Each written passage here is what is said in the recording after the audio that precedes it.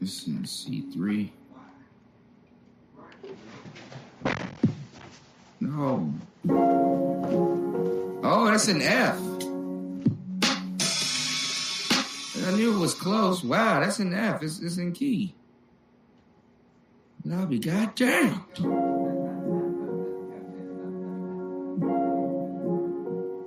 I'll be goddamn. Well, I'll be goddamn.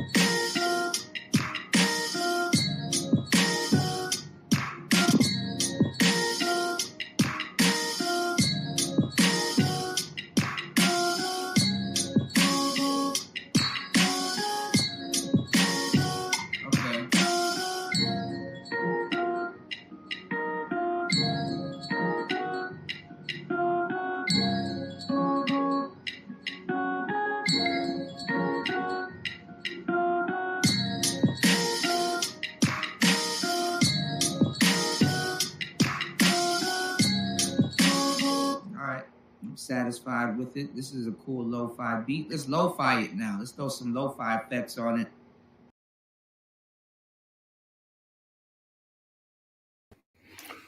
What's going on? What's going on? I see Alonzo checked in. I actually wanted to talk to you if you are in the chat. One of the topics that I wanted to talk to you about was financial defense.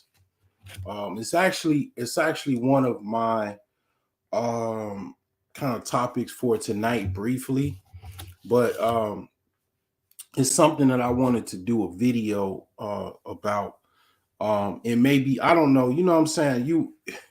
I come up with all kind of ideas, man. I mean, you're welcome to talk about some things on your own channel, of course, but financial defense, I would say you would probably know quite a bit about it.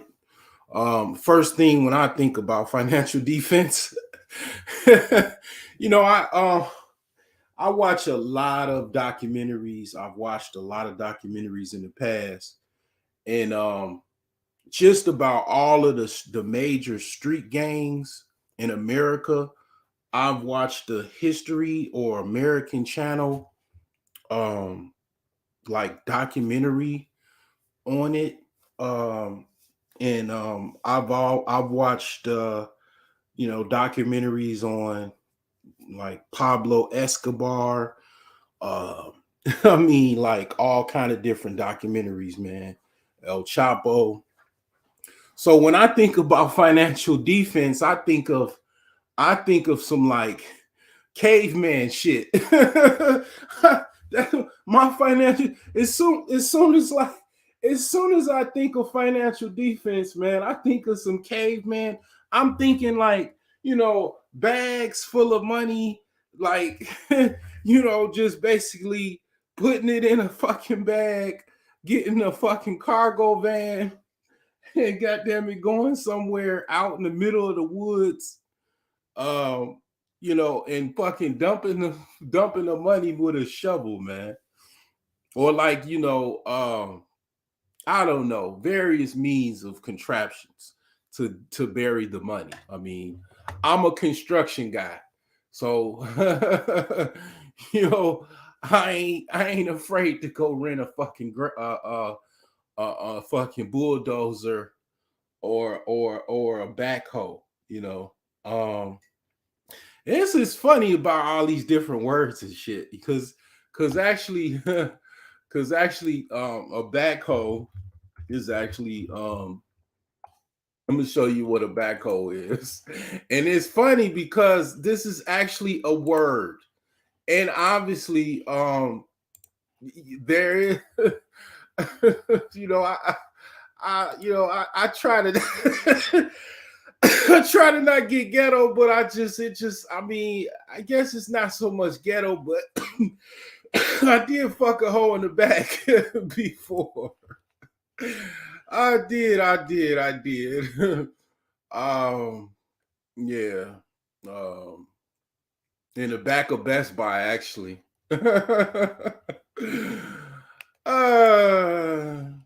Yeah, that was fun. Um, but let me show you what a backhoe is real quick. Get this off of here. And I'm gonna look at what you're saying. But yeah, this is a backhoe. Not the backhoe you probably want, but this thing right here, it's used for, if you're building modern plumbing to your house, basically they got to dig underground. Municipal piping, changing out lines, municipal lines, they got to use a backhoe.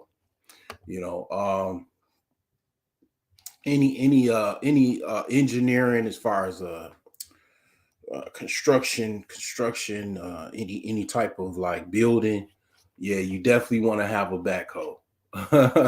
So yeah, that's what a backhoe is, ladies and gentlemen. So yeah, I mean, that was what came to mind when I thought of financial defense. Okay, where are we at? Black YouTube, the Black Manosphere, the Manosphere. What are the complaints of the Manosphere, of men in America that's on YouTube? That our patron saint is Kevin Samuels. Child support, alimony, 50-50,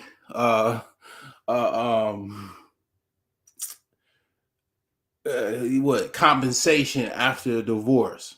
So you've made $10 million.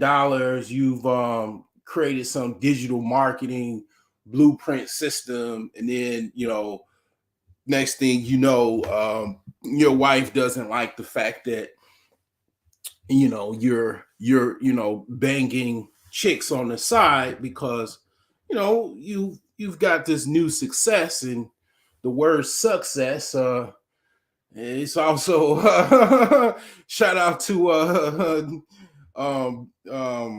what's that rapper, that New York rapper, it's not Billy Badass, but yeah, Joey Badass. He said you know, basically, now that I'm successful, chicks is trying to, uh suck me off and basically give me sex. Because basically, I'm gonna be honest with you. I want to be PG. It's like, I battle with being PG and just being, straight up, just basically um, talk like a frat bro or whatever, in the frat house, or even, just quote unquote, um not so much PC or uh X rated or whatever. But the thing is that, yeah, I mean, you know, let's face it, a lot of successful guys, they do try to you know get that type of action going. You know what I'm saying? They try to get that action. They got the money to get that action. And I talked about the other day. I talked about Jesse Williams. He came up as an actor. And I forgot. I was like, damn. Alonzo. He said that he was an actor, or an up and coming actor, and pretty much a stand-in actor. I'm gonna drop the link in case if you got the time, if you want to talk more. Uh, I'm just trying to get my money's worth. I paid for StreamYard, and I'm like, you know what? I'm like, okay, every day it costs something, so I just might as well use it. And then I just, it's other things that play a role in that, because it's like, my opinion, the number one concern is the lack of wealth in the Black community is a definitely concern for me. So that's why I always come back to it, and that's why I talk about it. That's why, one of the reasons why I've had this channel, and I kept it up, through all of the ups and downs of life. And I just think we need to talk more about those issues. Those issues is very, very very serious, because we have more hoods, in my opinion, than neighborhoods. He said, I need your help with my book. Okay. Well, I kind of talked about that on my live stream about my course. I definitely want to plug that. If you're looking into getting into IT support, you definitely want to check out my book. I got Alonzo here. Okay, what's up? What's up, my brother? What it do, bro? Not much, man. Like I said, I'm trying to get my money's worth. I'm gonna be honest with you. I ain't hear nobody talking about nothing I wanted to hear. So I wanted to be the person that I wanted to hear. And fortunately, I was right, because it was like pretty much a need for somebody else to talk about something other than the usual,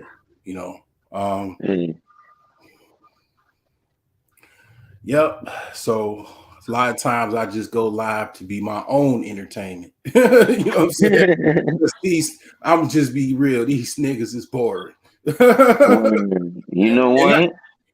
That's some ill shit, bro. I think my fault to even I always be apologizing because I be going on nigga shit rambling. So I think I'm gonna start doing like you and just ain't shit on that I want to hear, so I go live. But I appreciate the fact that you said that the other day, that niggas look forward to my lives and shit. Um, because I guess it's something that is of interest to people. Well, here's the thing, man. You a little bit more interesting than I am. I'll say I tend to be somewhat, maybe sometimes maybe I don't reach a lot of people, and I'm working on that. But Man, listen, I be into this shit, bro. I don't know. Maybe we wired a certain type of way. yeah. I mean, I look at it. I call it the cool kids club. Okay, Uh-huh. every and you can even that's a topic within itself. I mean, the cool kid syndrome. You know, because even on a digital space where people can see you if you turn your camera on, but you got a lot of cats that you ain't never even seen them before, you know and they still amongst the cool kids, and it's like I call it the cool kids, and it's like, what I'm saying, I respect it and whatnot, but it's kind of like high school. Like, I mean, in high school I was definitely a part of the cool kids, but Mm-hmm. online I struggle. I struggle. I struggle being the cool kid online because it's kind of like what do you gotta go by in real life? Let's talk about high school or college. You actually engaging with the chicks, y'all seeing each other in real life. You got an apartment or whatever. You taking a chick back to your apartment or whatever. Then it's actual real life. Online it's a bunch of talking, and people do their thing behind the scenes and whatnot. Tiger says hi. I call him Tiger because he's got What Tiger. up, Tiger? You could. Well, listen. I'll Yeah. tell you this, Tiger. Tell him Graham Cracker says hi. I named my cat Graham Cracker so I could say cracker every day. Yeah, man. I'm gonna try to get him. I want to get a Companion. Bengal cat, and then I'm gonna try to like breed him. It'll be like some mutts, but I figured it. I think it'll come out good. He's got Yeah, some. here come Graham talking, man. Oh yeah. That's our religion, man. You know what I'm saying? That it go back to Egypt, man. Cats, Mhm. they got rid of the rodents, so to keep them away from the grain. You know what I'm saying? So Mhm. yeah. We the cats weren't domesticated. They just basically domesticated. They chose to deal with us because Yeah, they chose us. We didn't choose them. You know what I'm saying? yeah. They be like, "I." Yeah. But I grew up. That's funny as shit. Yeah. Man, I saw some mice in my house last year, and I was about at first I wasn't gonna get no cats, no pets until like I got my house finished, and then I was gonna decide, man. When I saw some mice droppings um on top of my stove and shit, I was Oh like shit. I was like 40% of like, okay, I gotta get me a fucking cat. Cause mice, man, they can hide and whatnot. For like, even if you got a cat, they can hide. Yeah. The cat can they know where they are and stuff. But I was like, man, I gotta get me a cat, man. And I just saw this cat, man. I was doing an install for some cameras, and this guy, he had a couple kittens. His cat lived outside, and I actually grabbed them, and the rest is history. So Wow. yeah, I put it on Instagram. Like, actually, the first time I put them in, let me see, I got that shit on Instagram. Like, that shit got like that, like I don't know, like Cat 100,000 pictures get views. you, man. Like, yeah. I was like, what the fuck? It made me feel like I ain't shit. I got like a huge following because I rescued a cat. Weird. And you know, I'm you know, one of the things I was going to talk about was marketing, because see, I've been researching marketing, and I've like looked at certain things, and one of the kind of level of marketing or the psychological aspects of marketing is something called the halo effect. And before I go into that, basically, with the whole thing of your book, is that one of the things I found out how to fast track writing a book. So I did this 4-week course, IT support course, and I gotta let me plug that too. I knew that I could fast track it by basically doing a couple things, killing two birds with one stone. And basically do a video. I've already had like kind of like a curriculum. So each week I would do a video, and basically from that video, I would write the detail of that video as like a mirror of the actual book or PDF for the course. And I put the course in the chat in case anybody's interested in getting an IT support. So what that did was basically it made it where honestly, had I not done it that way, it could have been 6 months to a year to, if not longer, of procrastination finish this actual course. So it's like me with my CRC. Yeah, so it's like this is like kind of a book as well. It could easily be a book where I can just upload it on Amazon and convert it into an actual book that you can buy on Amazon, right? Well, basically it's a course, and technically it answers your question.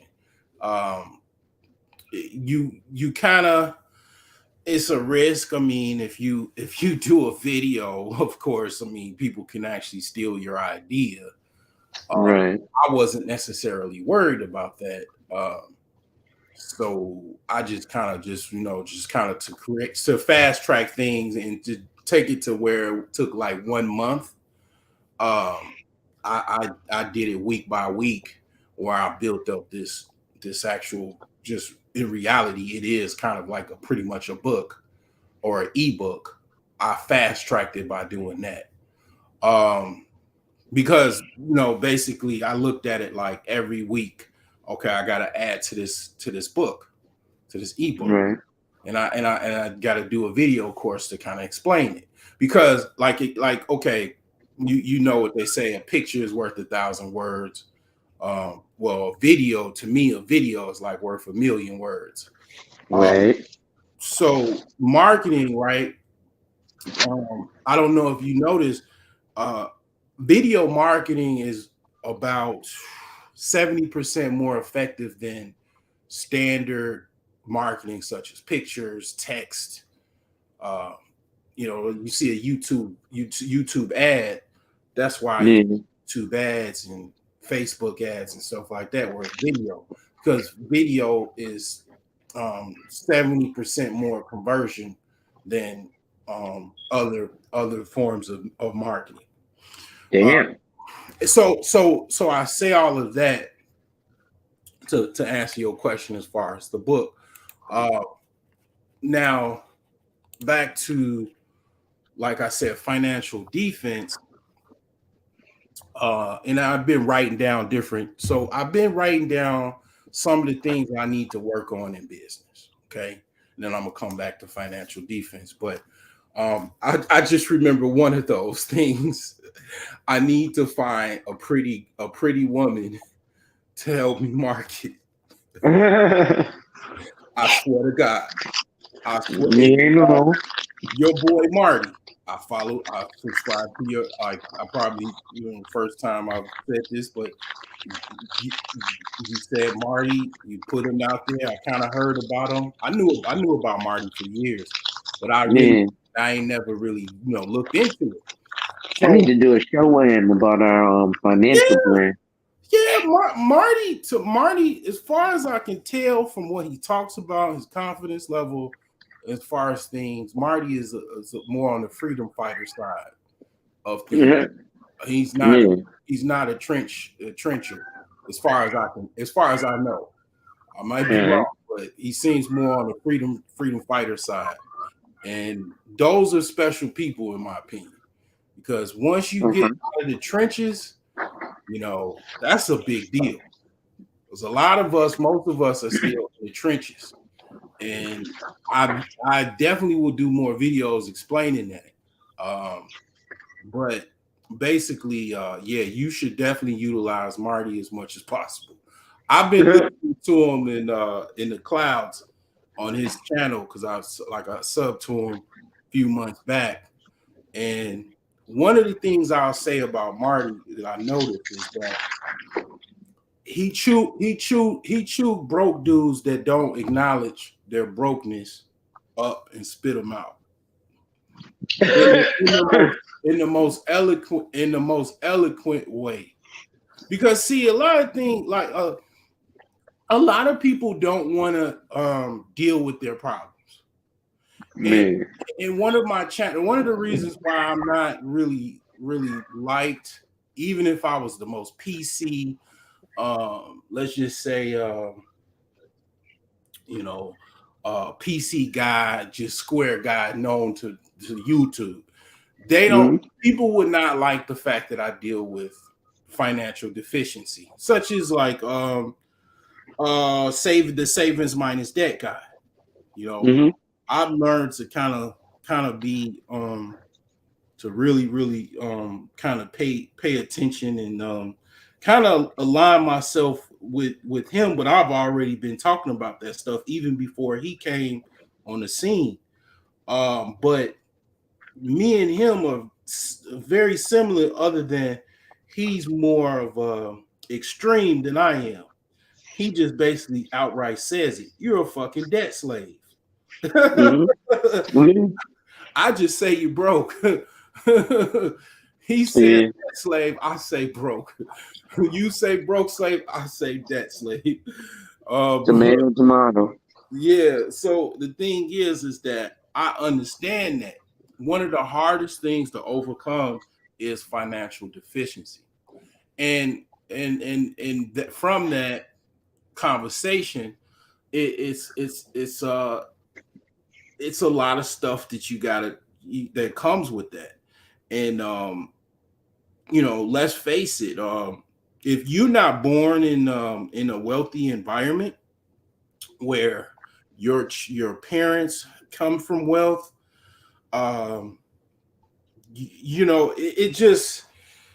it's a chance, a very, very strong chance that you're gonna have some issues trying to get wealthy. It just is. The chips are stacked up like that. You know what I'm saying? So we're almost in an invisible caste system. Yeah. I mean, like I just, you know what I'm saying? Like, and the thing is that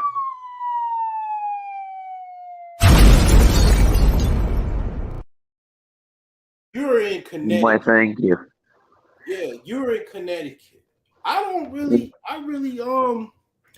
know quite a bit about Connecticut. I've talked about Connecticut on my channel. Okay. Connecticut is one of the most wealthiest states in the United States. Right. It's where a lot wealthy motherfuckers are buried, or quote unquote important. Yeah. I mean, notable motherfuckers are buried, I should say. Yeah. Like John Quincy Adams and the like are buried here fucking in Yale. Yeah. And them motherfuckers are very, very very, very capitalistic and very, very wealthy. I've seen like different parts of Connecticut. I mean, in my mind, I ain't gonna lie, Connecticut is like this, wealthy enclave and stuff like that. But it has parts where the have-nots are and stuff like that. Because one of my teams from my last job, when I worked for the liquor company, we had offices in Stamford and and what was that other one? Stanford and can't think of Bridgeport, Hartford, Maven. the brain fart, but definitely Stanford was one of those areas. I can't think of the other one, but it was like two offices. They consolidated down to one. But yeah, if you look up Diageo, it'll come up. But yeah, anyways, it was a lot of that's where the traders for the company, that's where the investment guys basically They could definitely be in Stanford, yeah. Yeah, they were located out there. A lot of the financial guys, they for the company, they had their office over there, and then they would go back and forth to New York to the three world trade. Because I think New York from Connecticut, from the conversations we've had with my other company that I last worked, it was like 2 hours away. So so they was in New Haven. They was in where I am. Yeah, so it was like only like 2 hours away from New York. So they would go back and forth, So you think about New York, the financial arm of the United States, and then you got Connecticut 2 hours away. You got Virginia, you got, all of this wealth, on the Eastern Seaboard, basically. Connecticut, the home of some of the wealthiest individuals.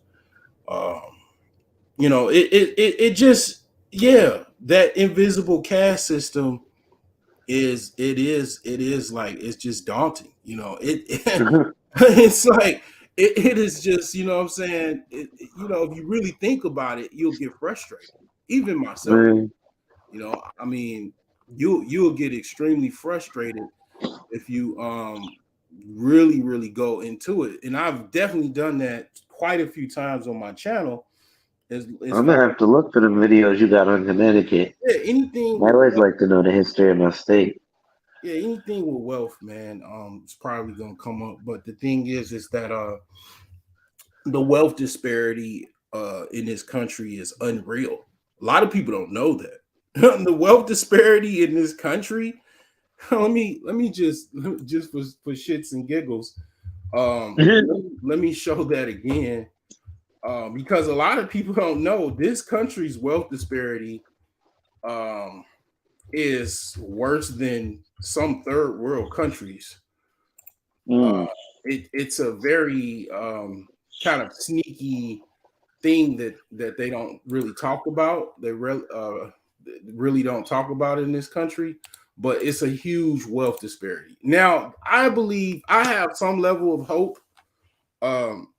I do have some type of hope, because I think that this thing is going to get busted in in some ways. I have my own kind of inclinations or whatever, but I don't necessarily sometimes I'm right, sometimes I'm wrong. But this is the wealth divide in the US. So this is the top 1% right here. Let me remove this little thing here. So this is usafacts.org. So you got basically the top 1%. They have it's like basically most of the income. Basically, you could just say the top 20%, excluding even the top 1%, have most of the wealth. I can end it right there, bro. I don't even need to talk about all of this down here, bro. I don't need to. I've had videos talking about it, multiple in the multitude. This is the problem right here. It's not. And this comes from generational wealth and also consolidation, concentration of different wealthy people. Because basically, wealthy people hang with wealthy people. They get more wealthy. And they marry wealthy. Yeah, you know. And then also it comes to the thing that just decisions that are made to come online and keep talking about depressing ass topics over and over again, talking about how Keisha got you, you know, and dealing with Keisha in court and your children. I have a Keisha that I was married to. I talk about her from time to time. She was the chick behind Best Buy. But I'm not about to, man, like I'm not zeroing in on that shit, man. That's a depressing shit to just keep talking about shit over and over in a loop, you know, and you wonder why you're not going nowhere. You're wondering why you're having the problems you're having because you keep talking about the same feedback loop and it's no progression toward the topic. At least you could have maybe, I don't know, have the lead attorney on or have some fucking judge on or ex-judge that used to do child support to go more in depth into it. But just to do these roundtable roundups where you just keep talking about the same shit over and over for years. I got no time for that shit.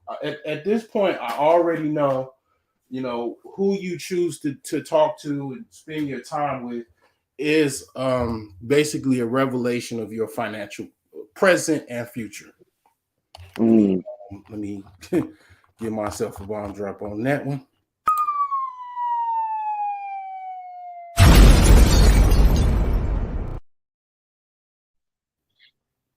Give me some bomb drops, yo. Yeah, man. Yes, indeed. You know, so like I still ain't even taking this YouTube shit serious, to be honest. You should. I'll tell you why. Because they watch. You know, the top 20% is watching. That's all you got to know in the back of your head. If that don't that alone, and then you know I do make a little ends. You know, I mean, to you know, I do eBay as well. Yeah, I do eBay as well. You know what I'm saying? So yeah, I don't necessarily get any donations via my, you know, Cashapp or whatever, but you know, support is always welcome. But I get back in, you know what I'm saying, success from different people. Yeah, you very strategic at monetization. I'll give you that. Yeah, I mean, I don't do as well as others because I'm not necessarily part of the cool. I'm trying to be in the cool kids club, but I'm not in the cool kids club. You know, because I don't necessarily care about that either. But some people do, but I don't. But you should. I think you should. You should try to. But if you're gonna be part of the cool kids club on YouTube, you gotta be able to argue and have a response for somebody calling you a bitch ass. You know, such and such. And I ain't necessarily ready for that. Listen, here's my problem. I ain't ready for that neither. I'm too emotional. So I'll be like, look, you mother, I'll pull up. Yeah, right. You know what I'm saying? I'm not ready for all of that, you know, because I know what you're doing and I'm willing to go there, you know. I'll tell you a secret, right? And here's how you'll learn not to really let it bother you too much. So there's a quick point in time where this was between 2012 and 2013. I was a stockbroker, right? Oh, wow. Worked at it was a stock brokerage called EJ Sterling on 39 Broadway. Wow. Yeah. I was, you know, at the beginning stages where you gotta come in right? You gotta be there by 7:30 a.m. If it hits 7:31 and you're not in the door, they will close the door and lock it, and you will go home and get credit for being there for the day. It's a 100% commission position, so you make $0 unless you make sales. Mhm. Um, but I love 100% commission. I've been working 100% commission since 2010. Um, but basically, I'm a drug dealer. It's the same shit, right? Mhm. That's what hood niggas is. They work 100% commission. They don't know it. Yeah, yeah, Um, yeah. but um, what I was saying. So yeah, so I was working at EJ Sterling as a stockbroker. I forgot where I was going with this because my nose is so damn clogged. Yeah. Um, but that shit is some crazy shit. The stock brokerage world, because Hmm. it's young people, bro. Like the oldest dude in there was 30, maybe Hmm. 30 something, right? But most of the kids in there was like 23. But working as a stockbroker, bro, is fucking brutal. Like I said, you gotta stand from opening bell to closing bell, Hmm. and you're pounding the phone. You're making dial after dial after dial, and you're begging for money all day. Right, right. You know what I'm saying? But That's niggas can do this shit. right. Yeah, yeah, pretty much. I mean, that was actually something I wanted to do. I wanted to be a stockbroker. I just didn't have the courage to walk up in the CME building and make it happen. You know what I'm saying? Mm, Then they changed it to where they fired all of the stockbrokers or most of them. You know what I'm saying? They basically killed the pit. You know what I'm saying? mm, Like they killed the pit back in what the late 2020s. I mean 2010s. mm, They killed the pit. So everything's digital trading. mm. Yeah, So because they blocked off the whole nights and everything. mhm, Like you used to be able to walk up to the New York Stock Exchange. Uh, Obviously, since September 11th, mhm. you can't just walk up to it or whatever. They have it all gated off, and niggas with MP5s and shit standing outside with their military helmets and shit all day, every day. Mhm. You gotta have a pass to get in there. Niggas like what's that guy Jim Cramer, buy, sell for Mad Money. Mhm. He'd be out there. He used to come and get coffee every day from in front of my office when I was on the 100 Broadway. Wow. Mm, Yeah. Fucking cokehead. Oh wow. Yeah. Yep. Yep. I heard about that, man. I mean, it's Wall Street, bro. Everybody's a fucking cokehead. Wow. Wow. That is wow. Like like I wanted to test my stuff with my sex god against cocaine because I know my sex god male enhancement herbs. It'll keep you up. It'll definitely keep you up because I've used it and I use it and I can work two jobs if as long as I can sleep good. I can pretty much work two. I could work like two, maybe even three jobs using my sex god. So I wanted to test it against cocaine because I know people use cocaine. I know the financial industry. A lot of people to keep working. They use cocaine is still a big seller, but I've never necessarily sniffed cocaine. I've never tried the white pony or the what is it, the white horse and the white pony. I've not tried those. Don't want to. You never rode the white goat. Yeah, but a lot of pilots, they use.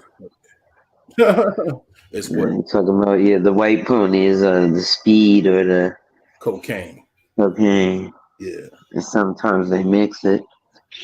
Yeah. Speedballs. They in the book Iceberg Slim, he talked about him using speedballs.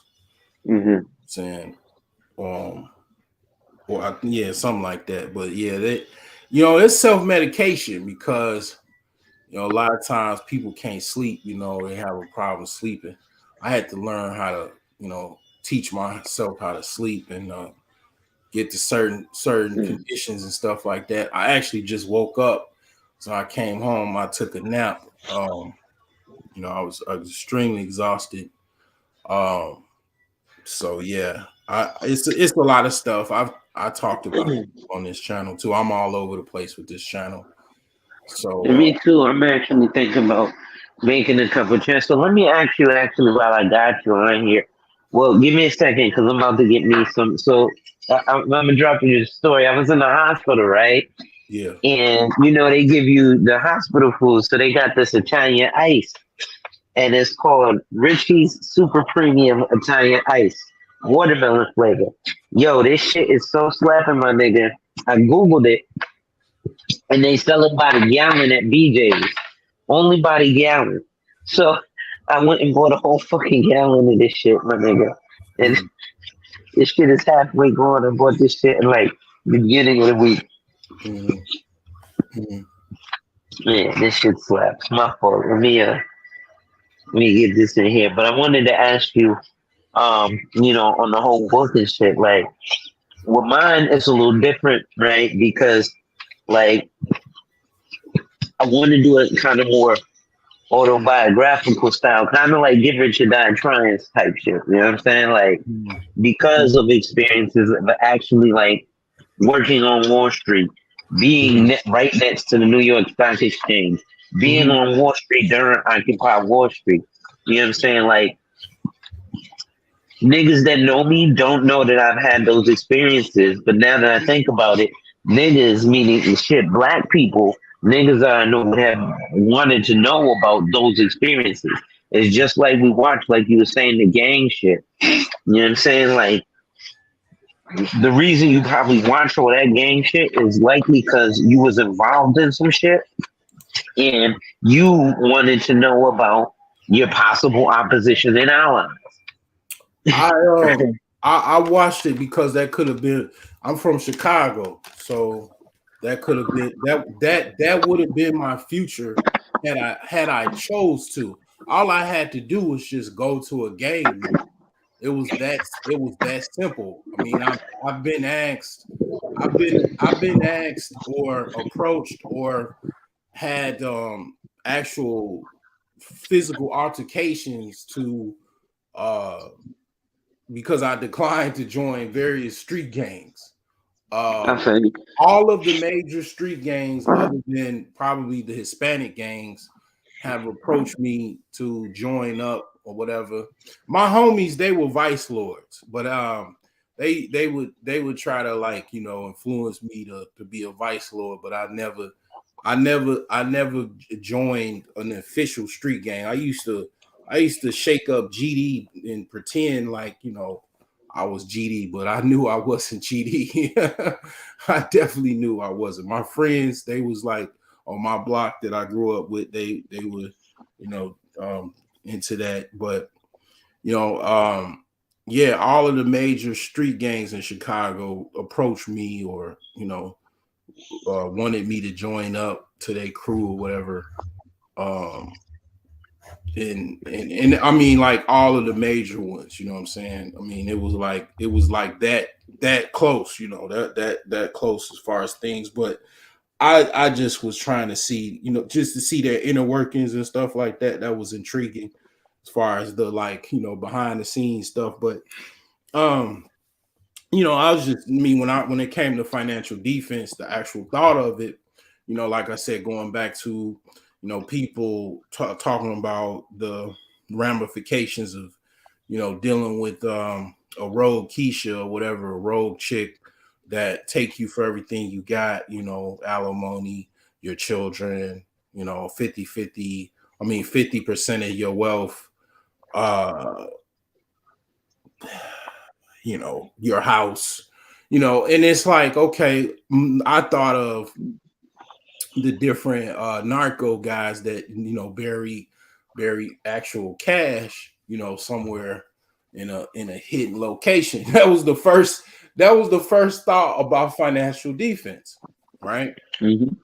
That was actually like that's caveman logic. Get your money, go, you know, make sure you secure the money. There's a special way you gotta, you know, bury it or whatever so it don't decompose on you, and just do it that way, right? Because you got, you know, let's say you got $10 million, you know, you get about, you know, a good 3 million, and you just, you know, basically bury it somewhere. You ain't got to worry about the banks. You ain't got to worry about, you know, nobody coming after you.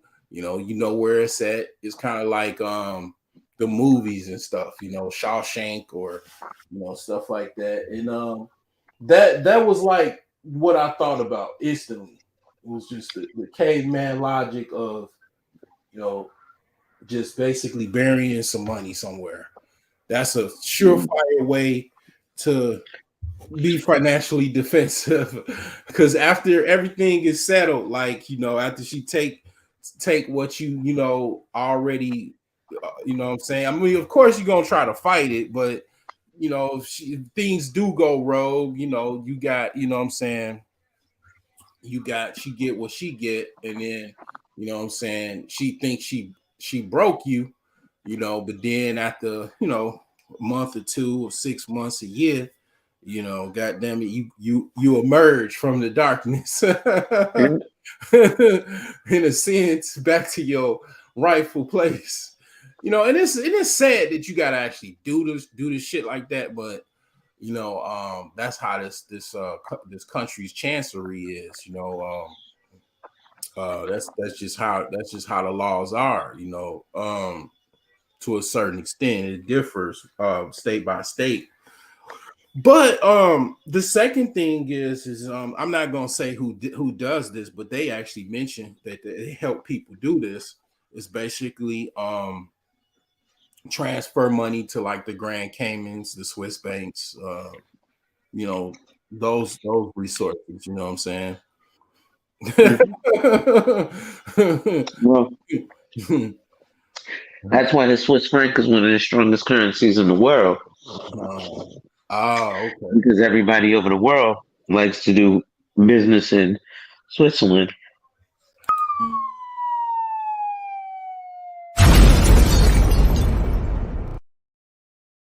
You learn something new every day, bro. You know. Well, another thing is that's why all this talk about the American economy tanking and all that is bullshit. And this global economy is bullshit. We've been on the global economy. We've been on digital currency. Let me ask you something, right? Um, when you hear the term international language of business, what languages do you think they're speaking of? Top three. Mandarin, English, Okay.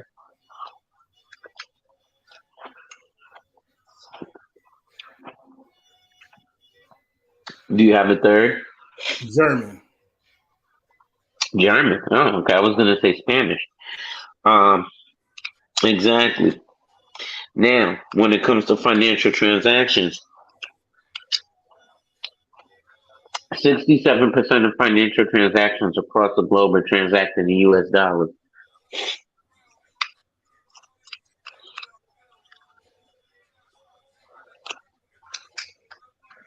Said 56% of transactions Six, are 67% of transactions, financial transactions, transacted across the globe are transacted in US dollars. okay. Okay. Yeah, I mean that's you know, that's why I stopped watching modern media or old media, I start just kind of recycling things through because I didn't want to be that. I didn't want to be that old guy sitting around watching Fox News and like thinking everybody's out to get me. Then I go outside with my rifle because somebody just rung my doorbell, and then I start cutting them down because I'm watching Fox News all day, going crazy. I'm retired, and I think I'm losing the country, and I just so happen to be white. And these these kids are so dangerous. Listen, me and my brother was having a conversation like that today, talking about, we grew up in the hood and in the burbs, right? So this area, the burbs we lived in, is now not the nicest area in the city. And niggas is getting shot and shit. And we like, yo, how niggas getting shot in Hamden?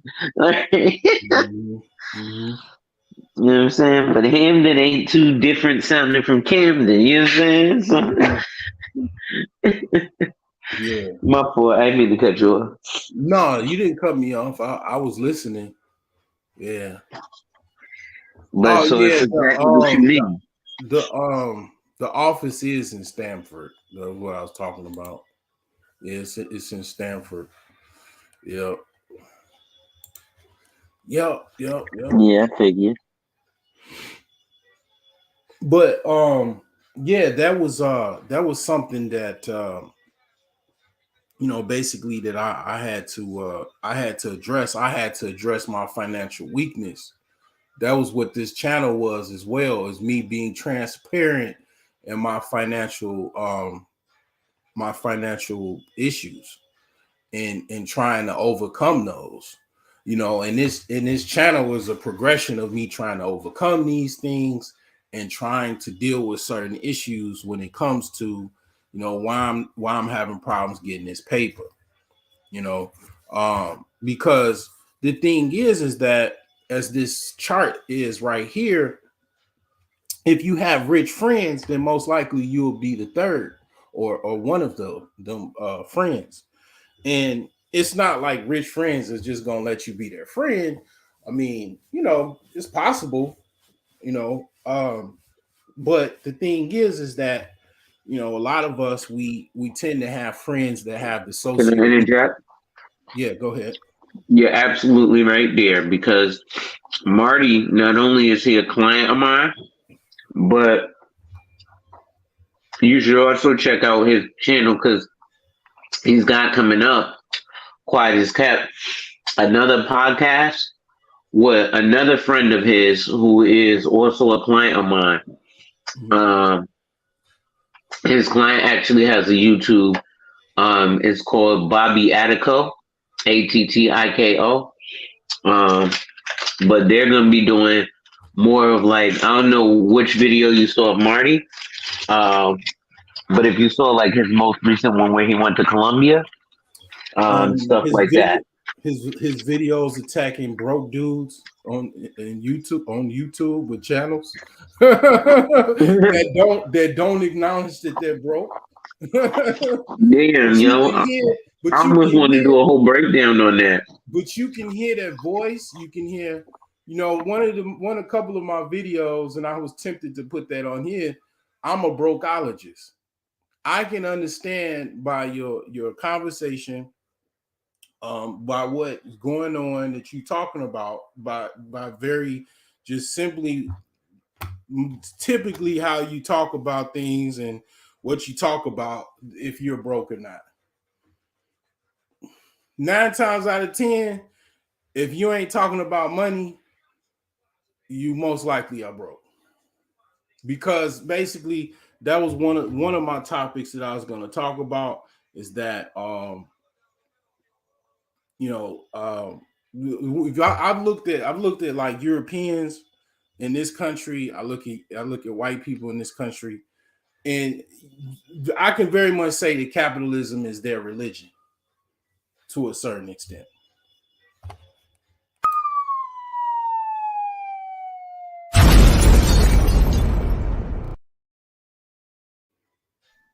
No lies detected. You know, so I mean, I ain't necessarily saying that I'm worshiping the almighty dollar bill, but you know, I'm definitely cognitive of you know, gold prices, silver prices, uh even I've been watching crypto. I'm still watching crypto, but you know, the thing is that you know they serious about their paper. Not all of them, but I mean, you know, that's one of the ways that they control this top 20% right here. You know, that actual focus and concentration in business education, um, you know, learning the tax laws and all, you know, all aspects when it comes to finance. And I've been knew this. I knew this 10 years ago. I knew this a long time ago. You know, it's almost like it's pretty much their religion. It's not just them either. You look at the Asians, you look at even Africans, a lot of people, they understand the importance of a dollar bill.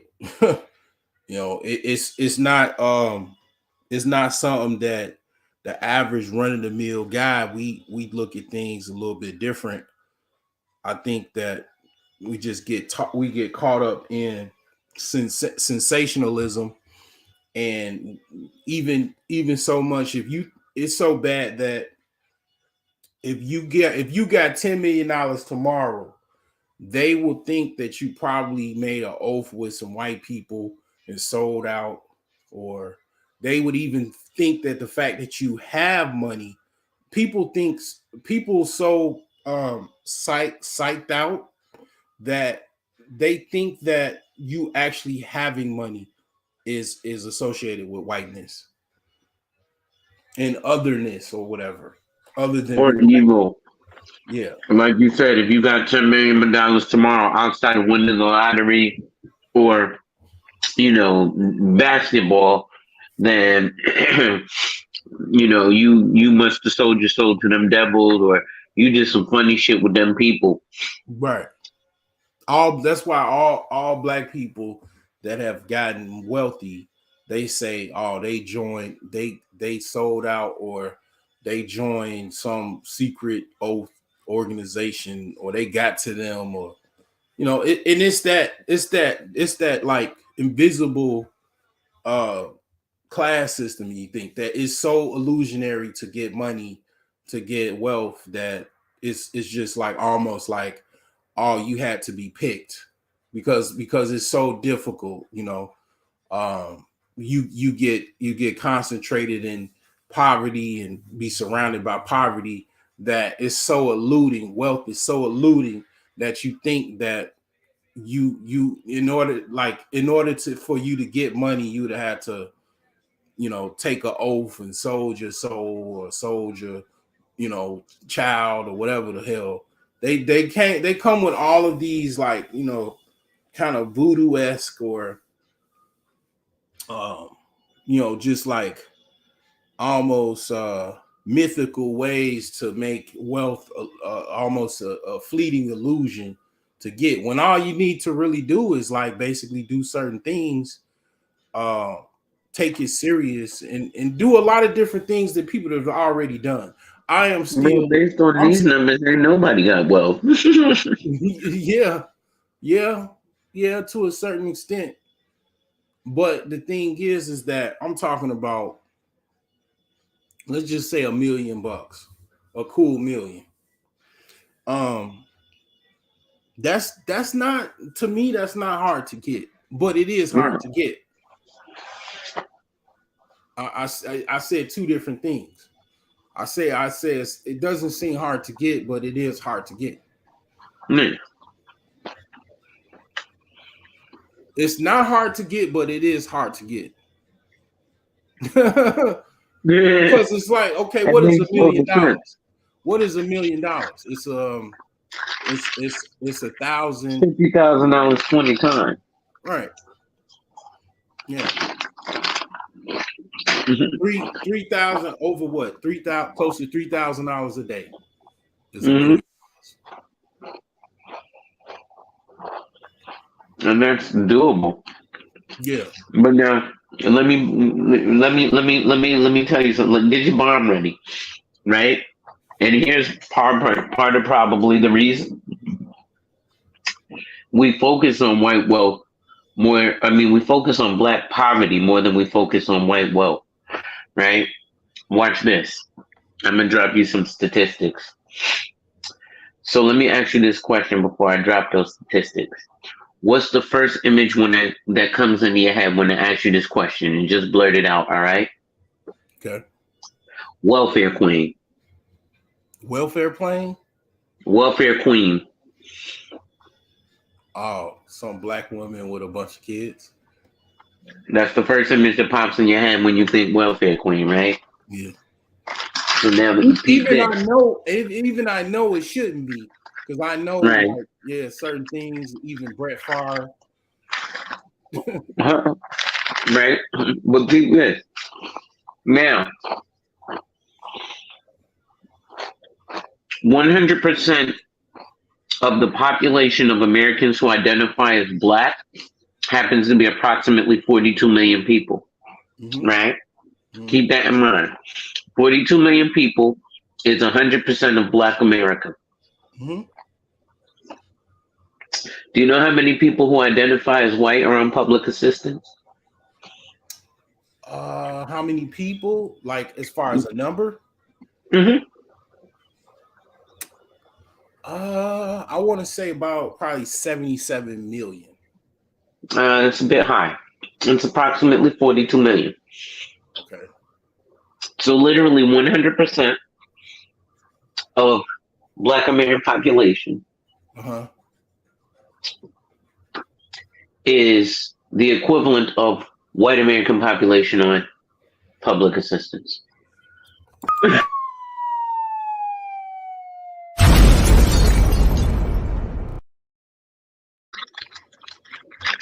400 still fighting to this day. To this day. To this day. You just sit here, you don't know what I'm talking about? That's crazy, yo. That's that propaganda, though. That's that Fox News propaganda. Yo. That's Fox News propaganda. Yeah. I'm gonna need that till this day clip for real, cuz. The propaganda is great, excellent. It's working well. Word. Yeah, that shit hit hard. Yeah, because you know, the face of welfare is black people. And they're gonna argue, you know what the Republican or the white bigoted response would be to that? You know what they would respond to that with?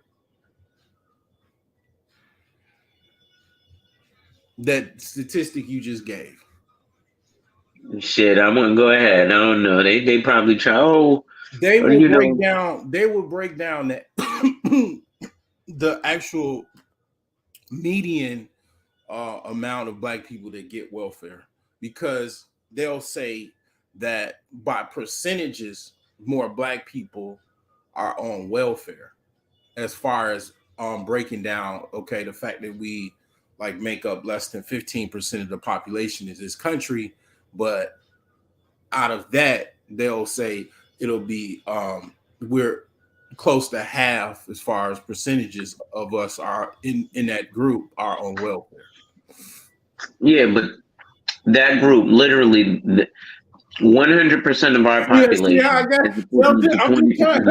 They gonna get you, bro. I didn't already. Oh no, I know. You already went there, but see that's what I'm saying. In terms of that, the rebuttal to that is simply yes. You're absolutely right. Per capita, there is an abundance. However, it's still skewed when 20% of your population, because approximately 200 million Americans identify as white, 20% of that is equivalent to 100% of our population. So of that 20%, it's 100% of our population. So yes, the numbers are skewed per capita, but they have to be, because 100% of our population does not even equal a quarter of yours. Right. I mean, the percentages as far as like as far as numbers, And it's actually probably lower for blacks, to be honest. yeah, If you were to go there, I would have to look that up. I would have to definitely look that up. But you know, the actual population as far as white people, I think the population, I think is like what how many white people? I think because they still like about what 60 to 70% of the population. So yeah, it's like 200 million white people, yeah, it's like and then 200. it's like, eh. So I've they actually lead, researched these numbers because they lead I've had to have this argument. they lead in everything as far as like almost everything as far as statistics because it's so many of them. I mean, Mhm. it's so many of them. They lead in all aspects because it's just so as far as by number, by sheer number, it's so many of them. I mean, it's you know, it's like yeah, it's a bunch of poor white people. It's like Yeah. man, it's very very much. You know, I'm in Indiana. Indiana is not. Once you go outside of, let's just say, once you go 20 minutes from Chicago into Indiana and you go south, if you go south of Indiana, you start going into the country, to the soybean fields. Okay. They don't make that much money, bro. Yeah. They don't like they if you live within an area of Indiana where it's not the commute is too far to actually travel to Chicago to work or Illinois to work, Mm-hmm. which that would be very very far because a lot of I'll say this, one of the reasons why Indiana, the like Northwest Indiana has so much money is because Mm-hmm. they're actually getting it from Illinois, working in Illinois. Okay, Literally. so it's kind of like a New York, New Jersey type thing, or Exactly. a New.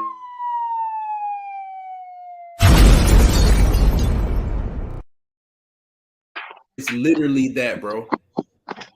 It's literally that. So like they travel from Northwest Indiana to I do it. I'm guilty. I'm getting that Illinois money in Indiana. You know what I'm saying? So they get that money from working in Illinois, bring it back to Indiana, and then um, get the cheaper cost of living, more bang for your buck as far as housing. But that's becoming an issue now because basically competition. I mean, basically, People are housing bubble. realizing, oh, it's the play. Yeah, housing bubble. So basically, the housing prices have skyrocketed in Northwest Indiana because of housing issues. Actually, to be honest with you, and I've You said got Cream playing in the background. yes, sir. Okay, I was just like, yo, I've been hearing that for the longest. So I thought I was tripping. For sure. And for sure, man. I just thought that would be a great value add to any discussions. Just to remind you. But Facts. basically they have let me see. So yeah, they actually in that bubble, the housing issue where it was like people couldn't find house. So 2020 to 2021, there was a housing issue across the United States. A lot of people talked about it. Anybody with any type of financial channel or all aspects of YouTube was talking about it, offline, online, where people were working remote. There was a pandemic, and people wanted to buy housing. They wanted to buy a mortgage. They wanted to get a mortgage. They wanted to get a house. They still was working. They wanted to utilize the low interest rates of, at that time it was like 3% or close to it. And it was a problem with housing because it was a housing shortage. Well, Northwest Indiana had more of a housing shortage than Illinois. And those issues are still being addressed to this day. They literally had to basically build development. They had to, still to this day, they're finishing up development from last year and bringing in more development because it was a housing shortage that where I'm talking about, even if you had the money, even if you had the qualifications of a pre-approval letter, the real estate agents in Northwest Indiana had no house to sell you. Damn.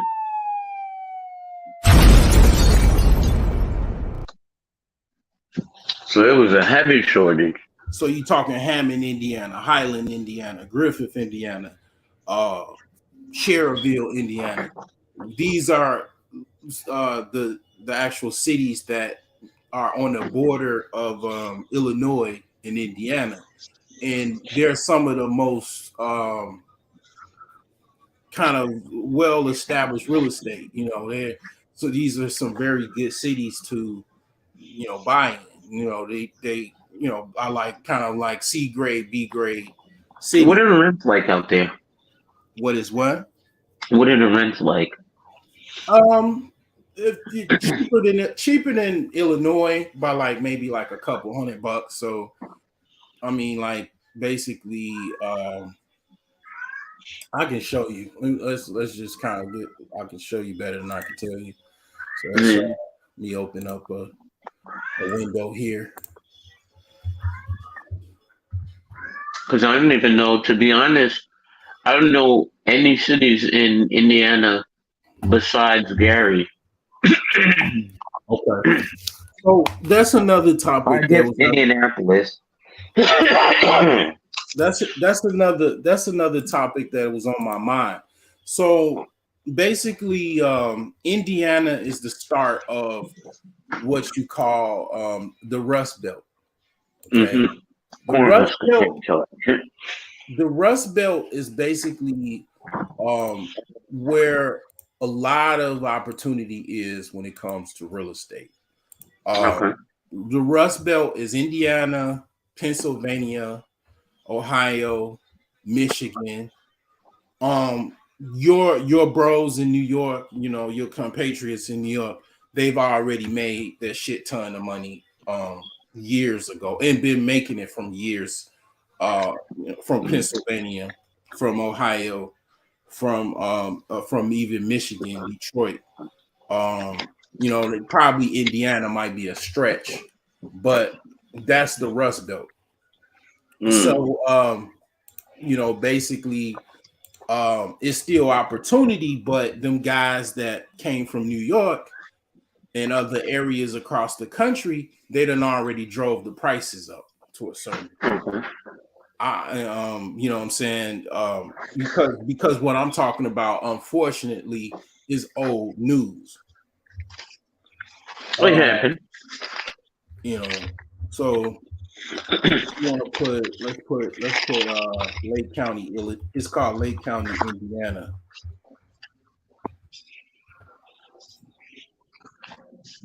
Lake County, Indiana. So as you can see, this is what you're looking at, and just for me not to, because I'm not really sure, Okay, so $2,100 a month. What about what done addition? Yeah. Then $2,164. So that's like a 4-bedroom. That's 4. Damn, that's a 4-bedroom? Yeah, for 21. The 2,164 is for a 4-bedroom. Wow. Yeah. Yeah. You laughed. You can't get a closet in New York. Yeah. So that's for a 4-bedroom. I was like, what? All you could do is laugh, Right. Yeah, so bro, I'm in Connecticut right now, and they just built new. So I live, to give you some context, I live walking distance from Yale University, right? You can get from my front door to the major parts of Yale University campus in less than 10 minutes walking. Okay.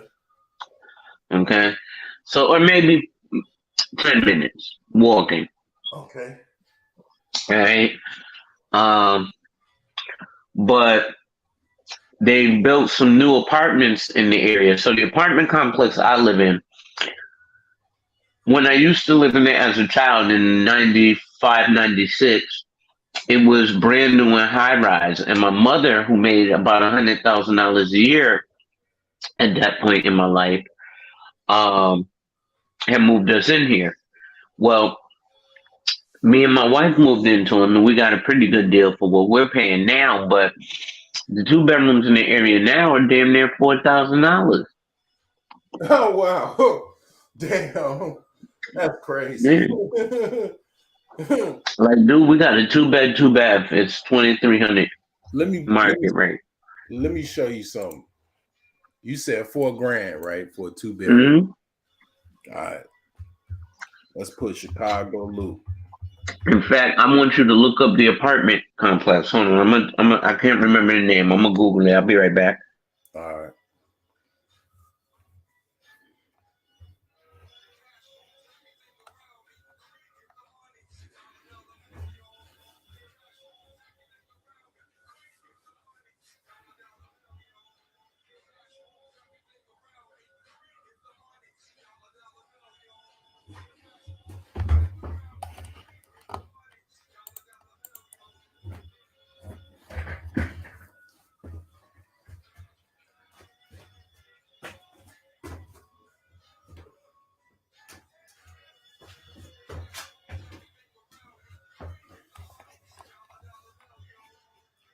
Just gonna run a real quick commercial.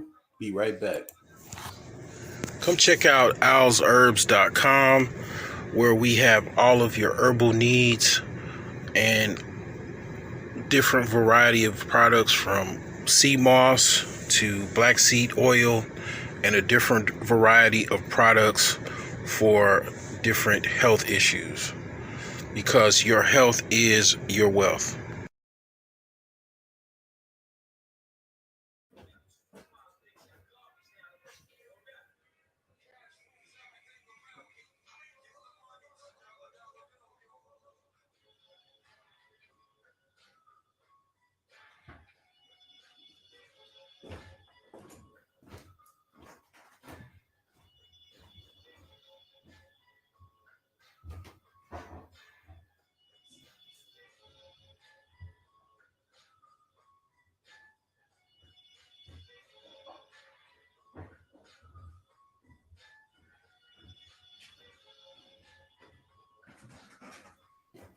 All right, so Yeah. I put it in the back chat. It's not the newest one, so they're not the most expensive, but this one is actually even closer to me than the other ones, and just about as close, maybe a 1 minute difference, literally, in walking from my apartment to the apartments that I just posted for you in the back chat. But before we go there, go ahead and show me that what you could get for 4X in Indiana. Oh, well, I did better. Okay.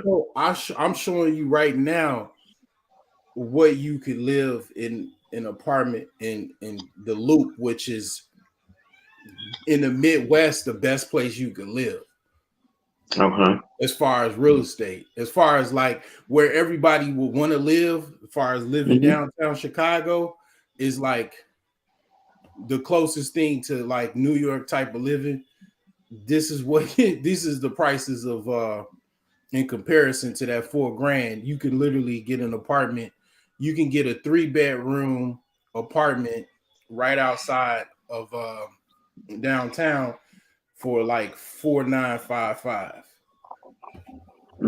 So as far as to put in 4 racks and let me put in Lake County, I'd have to put that back in as far as, and then I'd have to change the price to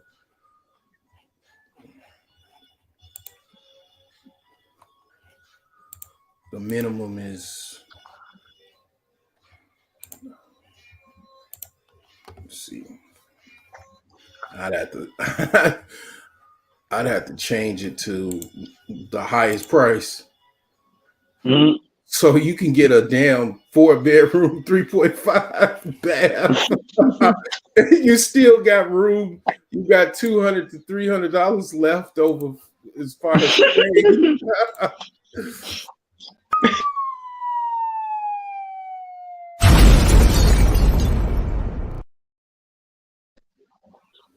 Man, that's ridiculous. My That's wife about to hilarious. come kick my ass. And Crown Point is that's, you know, you made it. That house looks amazing. You made it if Look, you made you it to Crown made it. Point. For sure. That shit. They don't call it Crown Point for nothing. Look at that. That's really like that's considered a mini mansion. Yeah. That's So you can rent this for $4,000 a month. So now, if you click the link in the back chat, I got you right to the layouts of the apartments, to the floor plans and prices. All right, let's check this out here.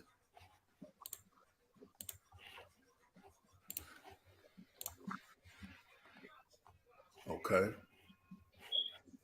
So as you can see, a studio is $1,885, and that's a one bed. A studio, one bed. Oh shit! Damn, man, that's like a price. Okay, that would be a price for a luxurious studio in the Loop. In comparison, yeah, you get. I'm talking about it's furnished. I mean, probably. Oh no, this ain't furnished. Yeah, you'd have a bellhop.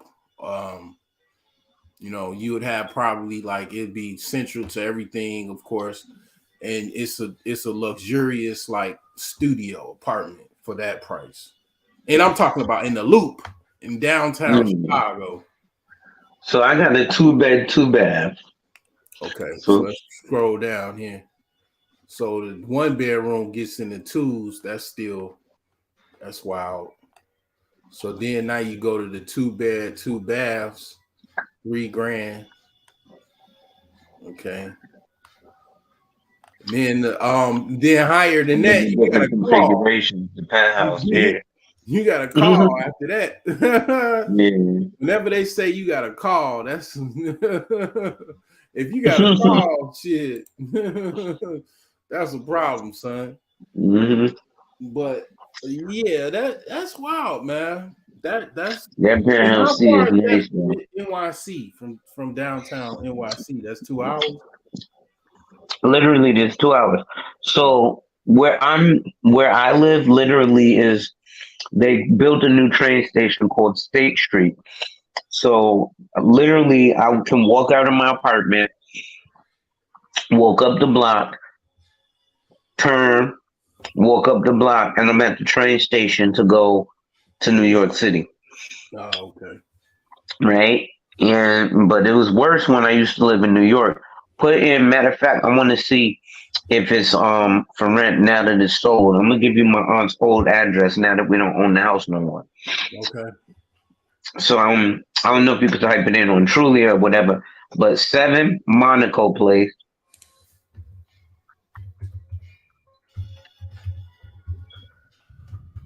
Brooklyn, New York. Okay. 11233. Okay, it's Zillow. Okay, this is juicy. Okay, let's open this one up. Okay.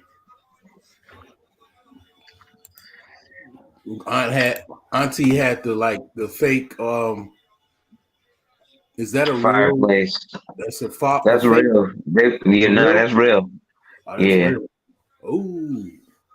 Real wood fireplace? Yeah. That was built. My uncle built that. He built that shit. Like when they bought that crib, it was a shell. Oh, okay. That shit. I'm gonna take a picture of that shit because I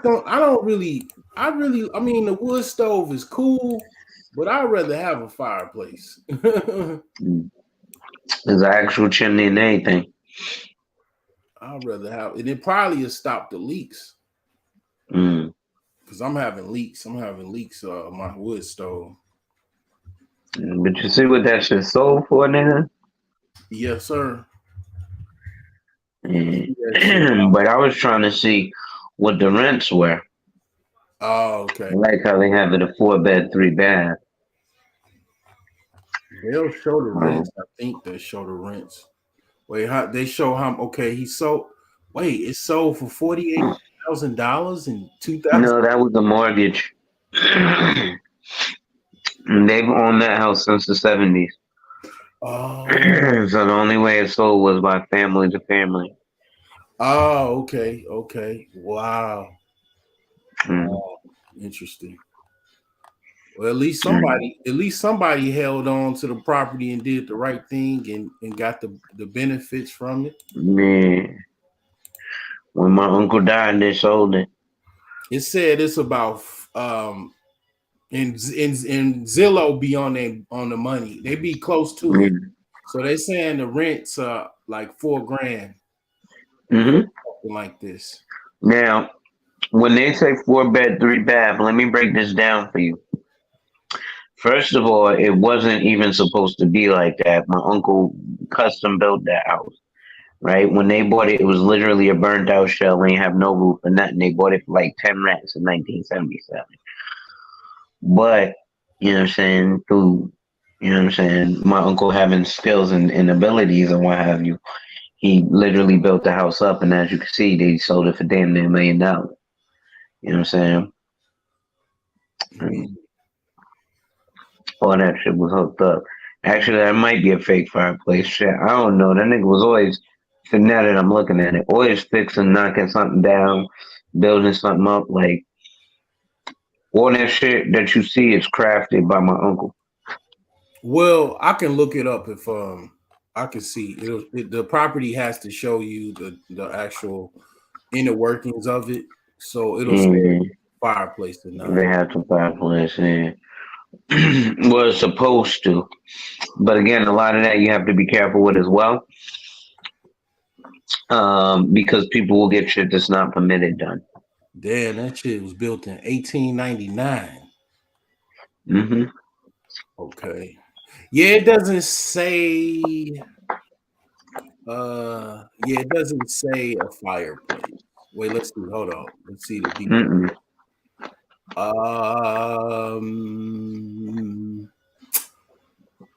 Yeah, they would definitely mention that. Yeah, they would definitely mention a fireplace if it is one. And that's why I said, because I know apartments. I know fireplaces, man. I know fireplaces. I know wood stoves relatively well because I'm well researched on it. This is my second wood stove that I have now, so I know quite a bit about fireplace and wood stove. I want to convert. I'm pretty sure I wouldn't mind converting my wood stove to an actual fireplace, but it is heavily expensive and involved. If you get somebody else to do it, it's like probably around $5,000 or more to build a chimney and to basically build it out and everything. I know a guy right now. Tomorrow, he can build that motherfucker next week if he's got the availability, and he's cold. He can turn a cabin that's wood into a brick cabin. Yeah. He could turn any house that's like a frame into, he can brick it out basically all around. Man, his name he went to the high school down the street from mine, Thornwood. Dude was one of the coldest brick masons I know of. My handyman is a brick mason too. He's actually that by trade. That's what he is as a brick mason. He probably, you know what? I'm gonna ask him next time I talk to him because I haven't really asked him. I'm gonna ask him like, can you turn this into a fireplace? I'm gonna ask him that. And I think he going. I'm gonna be surprised the answer. Probably got I got my answer, or he probably could do it. Probably.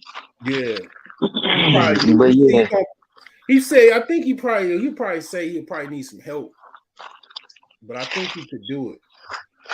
shit, that's what's up. Yeah, I think I wanted. You know what? I'm glad you gave me an idea, man, with the uncle, man. And then you know what I'm saying? Shout out to your uncle, bro. He did what I didn't do, man. I had a fire damaged house. Let me show you the house I had. I had a fire damaged house, and I was not able to fix it up.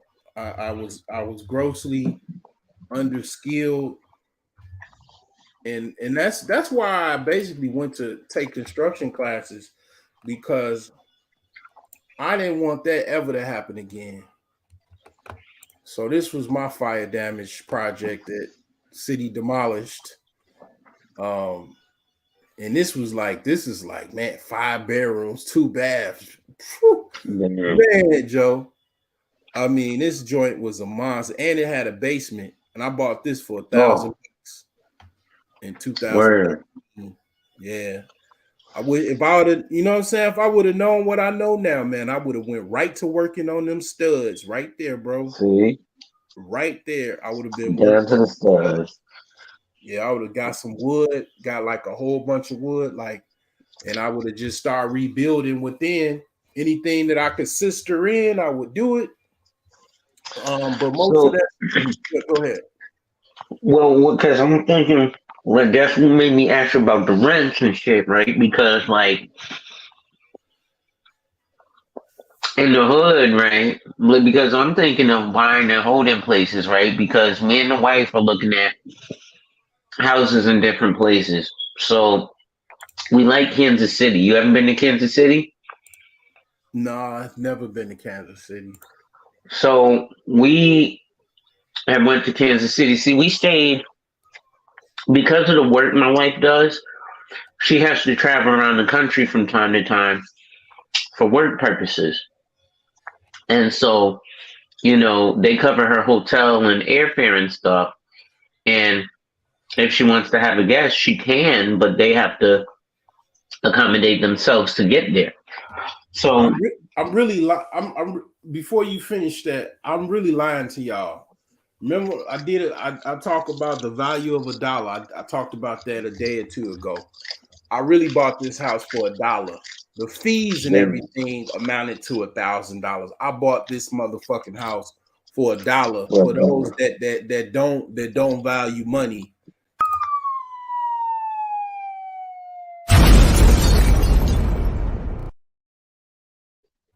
Damn. Listen, don't sweat it. Next tax season, do it again. For sure, man. I'm gonna try. I'm not talking about tax liens. By the way, speaking of tax liens, I know a gentleman by the name of Lawan Abram who wrote the tax lien handbook. You could Google him. I know too many black men who wrote books for me not to have written a book. And like you said, you know, show me the people you hang with, and I'll show you where you are or will be eventually financially. You know, and I'm appreciating what you said about fucking. I fired up my own life because niggas ain't entertaining. Because you're right, it's the same. Yo, Keisha's fat, Keisha's skinny, Keisha's titties too big, Keisha's titties too small, Keisha don't suck dick, Keisha hair ain't natural, Keisha hair is natural. You know what I'm saying? Yeah. Like, damn. Show me the real estate you bought. Yeah. Show me what you've done. You know what I'm saying? Yeah. Then just talking about, you know, basically, you know, I'm basically better than y'all, and y'all don't know shit, and y'all just come on YouTube and y'all this and y'all that. Well, show me what you are. You know, show me your motherfucking portfolio, your real estate portfolio. This is my house right here that I own, that I'm in. You know what I'm saying? Like this is I don't have no mortgage. I have my deed my deed is literally, I can pretty much pull it out right now. You know what I'm saying? One of the copies of my deeds. My tax bill is right here on top of all of my other junk. You know what I'm saying? You know what I'm saying? Like all I have to do is pay my taxes and make sure I got some insurance on this bad boy in case a tree fall on it or something like that. And I'm crispy. You in the process of getting that property worked on? No, this is another house right here. This is already said and done. The city demolished this, but I live in Gary now. I live in Gary, Indiana. And my house, I don't want to show. I ain't showing my house where I am now. You good. Because I sent you a book. You got to buy a book if you want to know my address. But the thing is that my house now, I own it. I'm in a space where I'm not even used to, because my mom and dad never owned no house. They was just paying a mortgage on the house, and they just would sell it and then get another one. I'm the only person that's doing what I'm doing is my uncle, and he got basically a property that he got a Section 8 tenant that he's had. Yeah, that's what I would do. Yeah, he's got a Section 8 tenant that pretty much is she's a cash cow, literally. And she just basically been there for about 5 years. He's a widow. And he's been printing money. He's got no mortgage, bought the property for $40,000 and paid about $20,000 to fix it up. And he currently rents it out like $1,400 a month. And damn, he's been renting it out for about 5 years now. He made his money back. He made his money back on the 3rd year. Now he's just printing money, and the house is worth over $200,000 in today's current market. House on the corner of the street sold for $300,000. One of my grandma's friends died, and they sold the house to a wholesaler for about $150,000, and the wholesaler sold it sold it to somebody for like $185,000, and then whoever fixed it up, they fixed it up, put it on the market, and sold it for $300,000 about 1.5 years ago. Okay. Yeah, I mean, show me your real estate portfolio. You know what I'm saying? Let's talk about that. See, I would show you right now something, which is my approval letter, but it's named like I got other than just my name up there, so I don't want to have all that shit out there like that. Not saying I don't trust people, but Anyway, we got approved for a mortgage for damn near $1 million, but again, that's you see the prices in New York. Yeah. Right. Yeah. Fucking $1 million wouldn't get us. That would get us maybe a 2-family property. We needed a 3-family property to do what I wanted to do. Yeah. So people talk about house hacking, which is not really house hacking. It's SRO. Oh. True house hacking. Are you familiar with what SRO is? Single room occupancy? Yes. Okay. So yeah, that's what house hacking is referred to by most people. However, a true way to house hack is actually depending on locality. So like in Chicago, do you guys have attics? Yeah. Okay. Do you also have basements? Yes. Okay. Generally, which one do you have more of? Or do you guys get both, huh? Sometimes both, but definitely more basements. Okay, so you guys are more like New York in that aspect. Yeah. So here's how you do it. You already Right. told me this story, but if you want to Oh, repeat okay. it for the audience, you can. No problem. My fault. I forget about who I tell what sometimes. I mean, you could lace people up again on because they probably haven't, people haven't probably heard your channel. Man, You know what I'm saying? They'll hear it over here.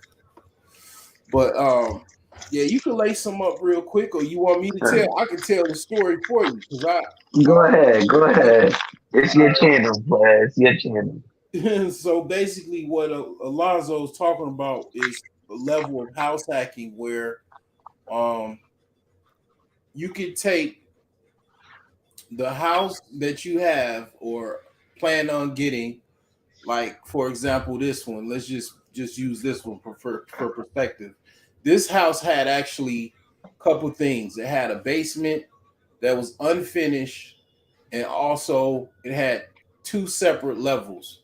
So the second level could be closed off actually, and it had its own entry and staircase to the second level, which had about 3 bedrooms upstairs and a bathroom.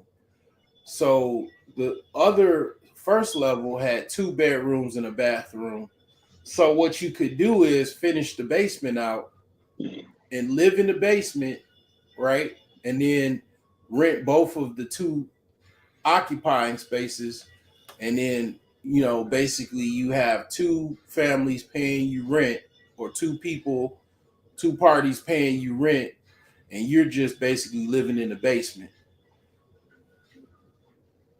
Is that what you were talking about? Drop that bomb, player.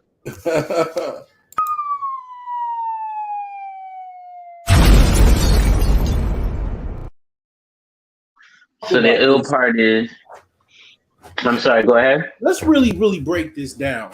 So Can I break that down to you a little further? Go ahead, ask your question, please. so this house here, I just wanted to go over what I should have done with it, and what it would have cost me to even do that. To just put things in perspective, the basement was unfinished. To reconstruct this house, like Alonzo uncle did in the 70s, the whole full renovation cost at that time, it was 2013. So this was before the wood prices went up. That would have cost about, to let's just say, to finish the basement, to renovate the house, rehab the house, get the cats out the it was cats living in the the second level, because basically you see that hole. I'll zero in on it. There's a hole right here. Oh, damn, okay. You see this tree here? Mm-hmm. The squirrels used to come into the house through the roof. What happened to this story of this house was, basically, this house had a mortgage. It was sold for $110,000 in 2005. I literally bought this for $1. Okay. In all of the fees and everything, it resulted to about $1,000. So the person that owned it was renting it out. Someone that didn't pay their rent or whatever, they got pissed off that they were getting evicted, and they set the house ablaze. Damn. The firemen had to come in and put a hole through the roof to fight the fire, and thus putting the hole in the roof on the top of the roof. So water damage came through, and also Right. squirrels used to use it as a nest to shield themselves against the cold in the weather. And the cats would come in the house and basically feast off of the squirrels. Right. So it was literally squirrel tails in the second level of the house. Yeah. Damn. They were feasting on them, DuckTales, a woo. I mean, not DuckTales. It's like Squirrel tails. Woo! Chipmunk. Chip Tails Rescue Rangers. Yeah. But anyways, like basically about 75K a loan, a 203K loan. I was about to say 203K. Yeah. 203K loan for about let's just say 100 grand or 75 grand. And let's just say 85 grand. Would have completely renovated this house to mint condition, fire damaged and all. The mortgage payment for that, I don't run the play of how that works with that 203K amount of 85K. How that it's the same as any other mortgage. It's more like a FHA loan. That's actually what I was going to explain. So generally, with that, what you got to come up with is like 3.5%. So let's say you're borrowing $100,000, all you need is $3,500 down.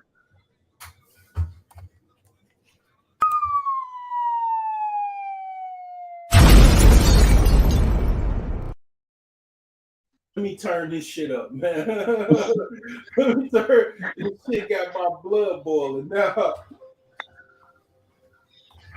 I'm sorry, did I just tell niggas how I be telling niggas how to use life insurance as a play to save up that $3,500 in an account that you can't touch but is easily liquidatable? Yeah. The niggas be wanting to tell me, you know, I'm telling you, boy, this life insurance is a play niggas don't know. It's life event insurance, not death check. How much would it have taken from an annuity that you can borrow against, or what tools that you could have used to save for this in an insurance capacity for that down payment? So an annuity, an IRA, a 401k, or any qualified or retirement account, the maximum you can borrow under the age of 59 and a half is $10,000. So it's pointless to borrow from that, even though all these qualified financial professionals would lead you towards that, aka the status quo, right?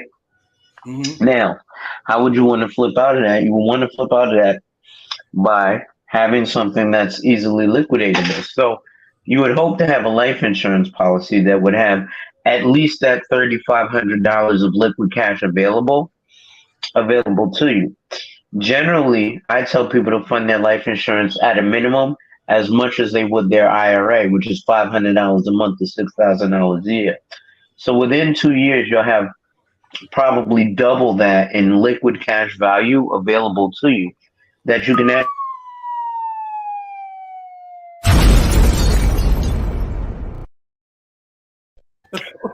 But get this, even further than that, let's say you don't have that cash value liquid available in your life insurance policy, but you had your life insurance policy for 2 years, and it's just a regular cash value life insurance policy, not a life insurance policy that you got through me set up to actually overfund your policy. And see, this is shit that niggas don't know, so you can't even put you on the type of game that I can put you on.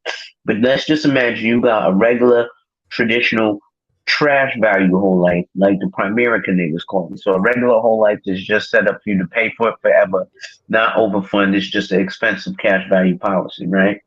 Mm-hmm. But you had it for 2 years and you ain't got no cash value available to you. But you still want to go make that loan of $100,000, that 203K, but you ain't got no other form of collateral because you don't own shit else, right? Because the house ain't worth $100,000 right now. Right, so you can't collateralize the house because they haven't built it. You smell me? Mm-hmm. So it's not like they could say, well, if you default on this loan, we can collateralize against the house that's not built yet. So you take your cash value life insurance policy that you've had for at least 2 years. That's, let's say, a face amount of $150,000. You say, I'm going to collateralize this loan. So this 203K loan is a 30-year commitment, and this is why niggas be on some bullshit when they talk about, they ain't think about life insurance. But you're thinking about a mortgage, which is a 30-year commitment anyway, right? Niggas always talking about getting a house. And I'm sorry, now they made mortgages 40-year commitments. But anyway, let me keep going with the play. Turn that cream up, cuz you about to drop some more bombs. So peep game. So this regular cash value whole life insurance policy that you got this $150,000 death benefit, right? So you can take that to a mortgage loan originator and say, hey, listen, I don't have the liquid, but I'm willing to make the bank a assignee on this life insurance policy that I've had for at least 2 years that I didn't get for the purpose of getting this loan, right? The reason you have to have it for 2 years is because the assumption is if you've had it for at least 2 years, you've obviously built some cash value, and your intent is not to just get the loan and cancel the life insurance. You see what I'm saying? Yeah. Because you already had it for 2 years. So they're like, oh, this nigga wasn't thinking about, you know what I'm saying, doing this craziness, right? Mm-hmm. So now they will actually collateralize that loan. Ask me how I know. Look, yo, I'm about to call Marty right now and see if he'll come on, right? And because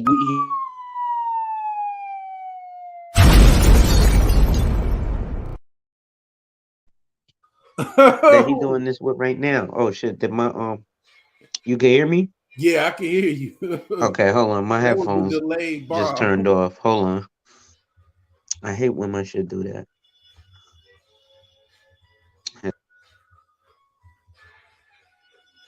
I was trying to think of the Chicago song that was anywhere close to this, and the only thing that I could think of is Twister, Do You Want to Ride in the Backseat of a Caddy?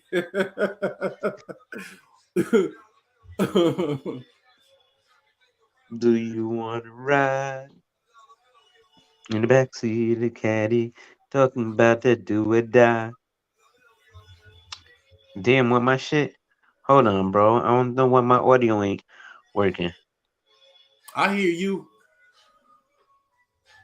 But there we yeah. go. Nah, you know, it wasn't coming in through my ears. My fault. Okay. But yeah, so that's actually another play. Like I said, in fact, go to Google and put in collateral assignment. Now they're going to tell you it's about a business loan, but just peep so that you can see it can be done for a loan. Because obviously, if it can be done for a business loan, it can be done for a tangible collateralized loan. Okay. So put in collateral assignment. Okay. Oh, there you go. Right. He said, I gotta turn this up. And we talking about some future, like somebody can use this now or shit. I mean, sometimes it takes me a while to use something that I've known about for like 10 years. A minute, yeah. You know how long I've known about seller financing? Really? I've known about seller financing for over 10 years. A lot of people do, but a lot of people ain't willing to do it. Yeah, and I just did it 3 years ago. Oh, damn. You financed or you allowed someone to finance? I mean, basically, I found some real estate I was saving up, and I found somebody selling property on Craigslist. Oh, okay. This guy, I was actually looking for seller financing as well, and I found this guy. Basically, he lived in Illinois and like Deerfield, and he owned a bunch of properties in Gary. And at first, Gary wasn't in my radar because I thought it was just this like shithole that nobody, And then my friend, he got family out here. One of my homies got family out here. So he showed me around. He gave me a tour. And I was like, oh my God, this shit is this the shit out here. Like, it's like, oh, really? People's perception of Gary is this shithole that's everybody's broke and poor and shit. Nah, it's like those elements are around, but you got cats, man, that's moneyed up out here. These old folks that worked in the steel mill, that worked at the jobs and shit, they got more money than both me and you put together. Times 3. Bro, these mods out here, they got paper, man. They got old paper. I'm not talking about they rich and them, but they house. They got long money. They're comfortable. Yeah, they house is Their paid car for. is paid for, and they got a brand new 2022. They might have a 2013 Buick, but it's got white walls and the rims is clean and the house is paid for and the car is too. And they can go on vacation anywhere and they got, they got enough money to spare. Like they might drive a 2013 Buick, but shit, they got white walls and it's paid for. Yes, sir. I've seen it. I mean, my handyman, his brother-in-law, that's what he got. Like he got like a I don't know what model it is, but got a nice brick. Retired from the steel mill. I mean, these cats in Gary, they know the temperature of what steel melts. That shit is amazing. Yeah, this is a steel town, bro. They still got quite a few steel mills that's still open. And good looking, bro. Thank you for putting my link out. Oh yeah, for sure. So like basically the thing is that I found a guy and he took me to all his properties, and it was this Colombian chick. This is another story that's tripped out. So the Colombian chick peeped out what we were doing. He was showing me his different properties, and she joined the tour. So now I got competition. At first, I got first dibs. Well, I did have first dibs because I was first, but I got competition now. So she comes along, then she chooses a place that I kind of think that I probably should have chose as well, but she ended up, something happened where she couldn't pay the loan off. But I mean, the seller financing agreement off. But basically, I found this place that I'm in, and I saw opportunity. And basically, man, I put $3,000 down, and it was like 324 payments. I mean, no, 24 payments of $325 for like 2 years. A lot. I know I'm broke as. I mean, most people can get that with their tax check. They can pay that shit off. Or they already got that. They could have just paid the dude off that day. But it actually took me every bit of that 24 months to. Nigga, you did it. Yeah, there's many people who can do it who haven't. So fuck that. Right. You know what I'm saying, but I also had to pay the taxes. I had to get insurance. What I had to get was builder's risk insurance. I was just about to talk about that, builder's risk, with the condition of the property, but then I went off on the tangent on the collateral assignment. Yeah, because builder's risk is different than traditional homeowner. It's differences. So it's differences with like the numbers HO1, HO3, HO6. All that shit matter. I'm sorry. No. I didn't mean to cut you off. So with the collateral assignment, you know what I'm saying? I can't really see it because I'm on my phone. But basically what it is you getting a loan off of your life insurance. I don't know if you want to read it. Yeah, I could read it. Let me turn this down a little bit. Okay.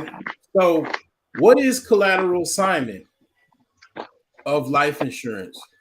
Collateral assignment lets you use your life insurance as loan collateral. When you die, your death benefit is paid to your lender first, and any remaining funds to go to your beneficiaries.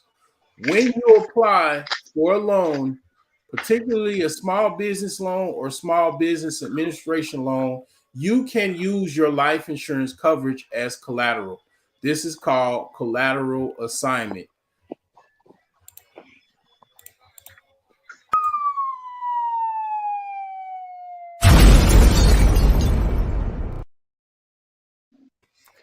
This is some stuff I didn't know, bro. Now, this is only with traditional whole life. You can't use a term life policy. So why would a motherfucker force you into term life when you can't use term life for collateral assignment? Also, peep this, right? Because people always pocket watch when they push you towards term insurance. Google this.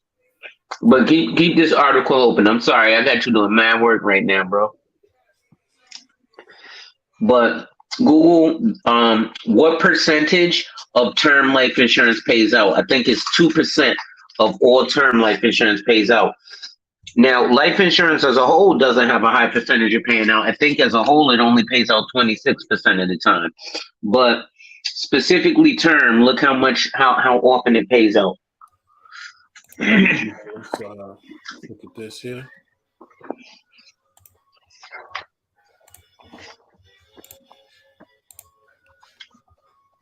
According to bankrate.com, 99% of all term policies never pay a death benefit because most term policyholders stop paying their premium, causing the policy to lapse.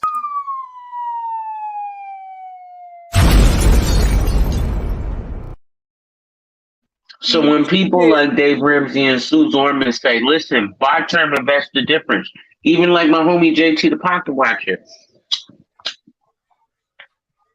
Holy shit.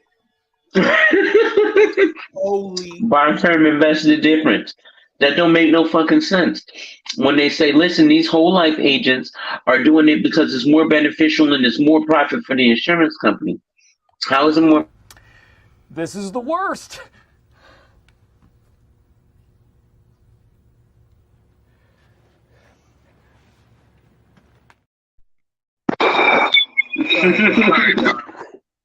How is it more profit for the insurance company? You can't make this shit up. You can't make this shit up. Y'all heard it. Yo, go ahead. Go ahead. I'm sorry. My mind's blown, bro. My fault. Hold on. Let me switch my audio. I gotta charge my my headphones. My mind's blown, bro. I'm literally my mind is like fuck, like, I mean, I'm literally like, you know what I'm saying? This is wild, man. Nobody talks about this. I mean, but you, like, nobody, people don't know this shit, man. Right? Literally, like, nobody know. Like, I'm a financial guy myself, and I consider myself a financial guy, and I don't even know this shit. And you said your grandfather worked in insurance. Yeah. I mean, I didn't know these stats like that. I didn't ever, you know, I'm gonna say this. I kind of stay in my lane. I don't necessarily. I'm not an insurance guy or whatever. Most people aren't. Yeah, I'm not really. Even religiously, I'll be honest with you. I mean, when I was Muslim, like Muslims,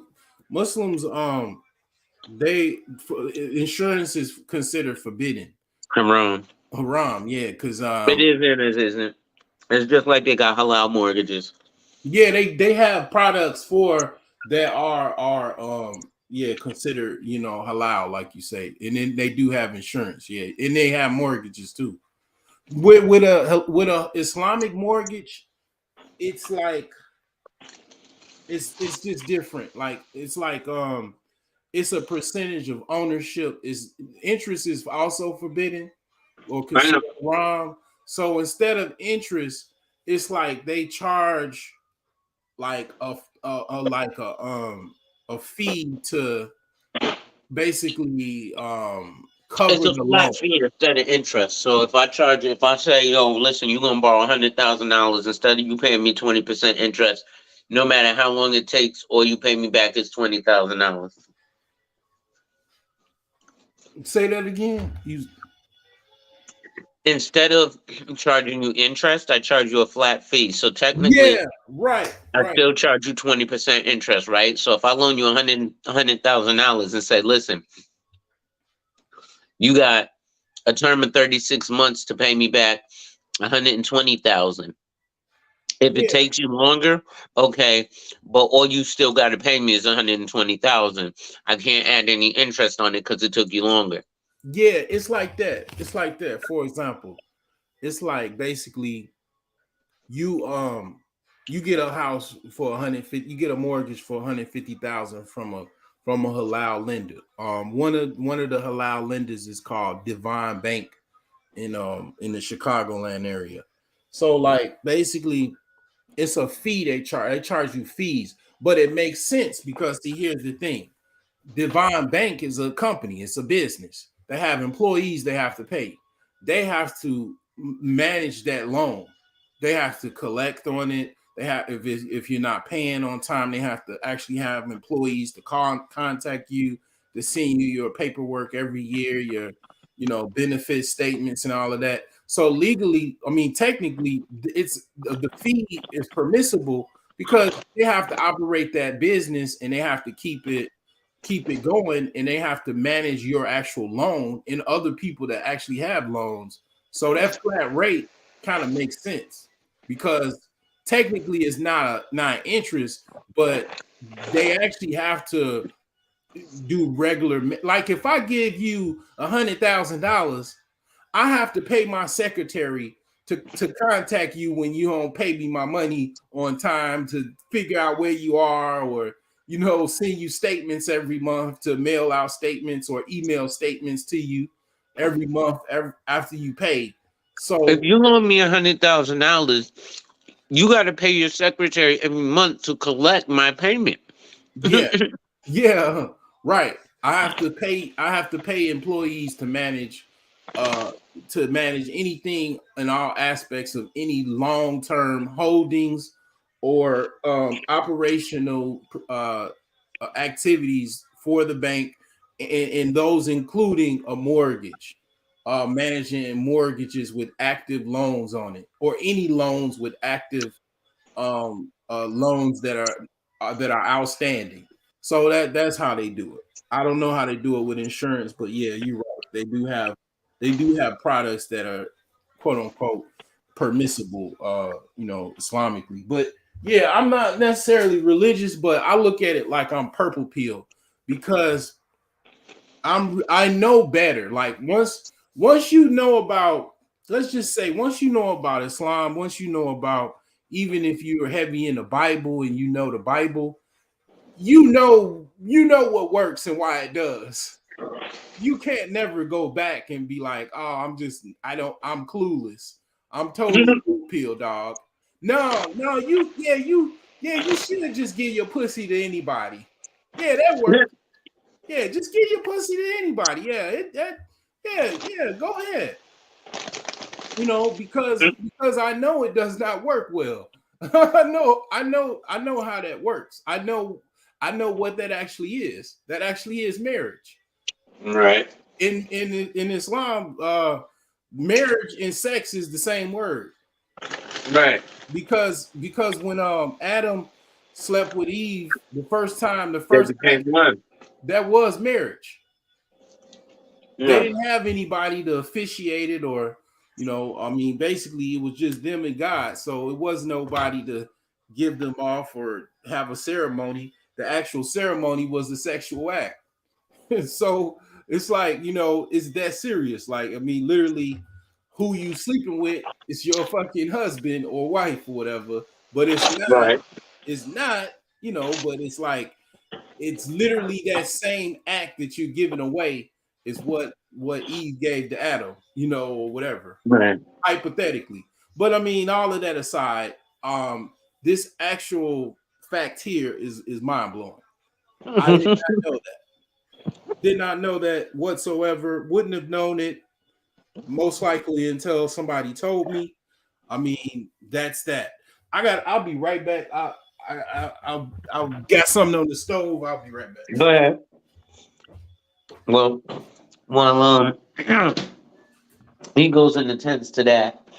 I'm gonna come in here and twist my midnight jack and my midnight, my 1 o'clock in the morning jack.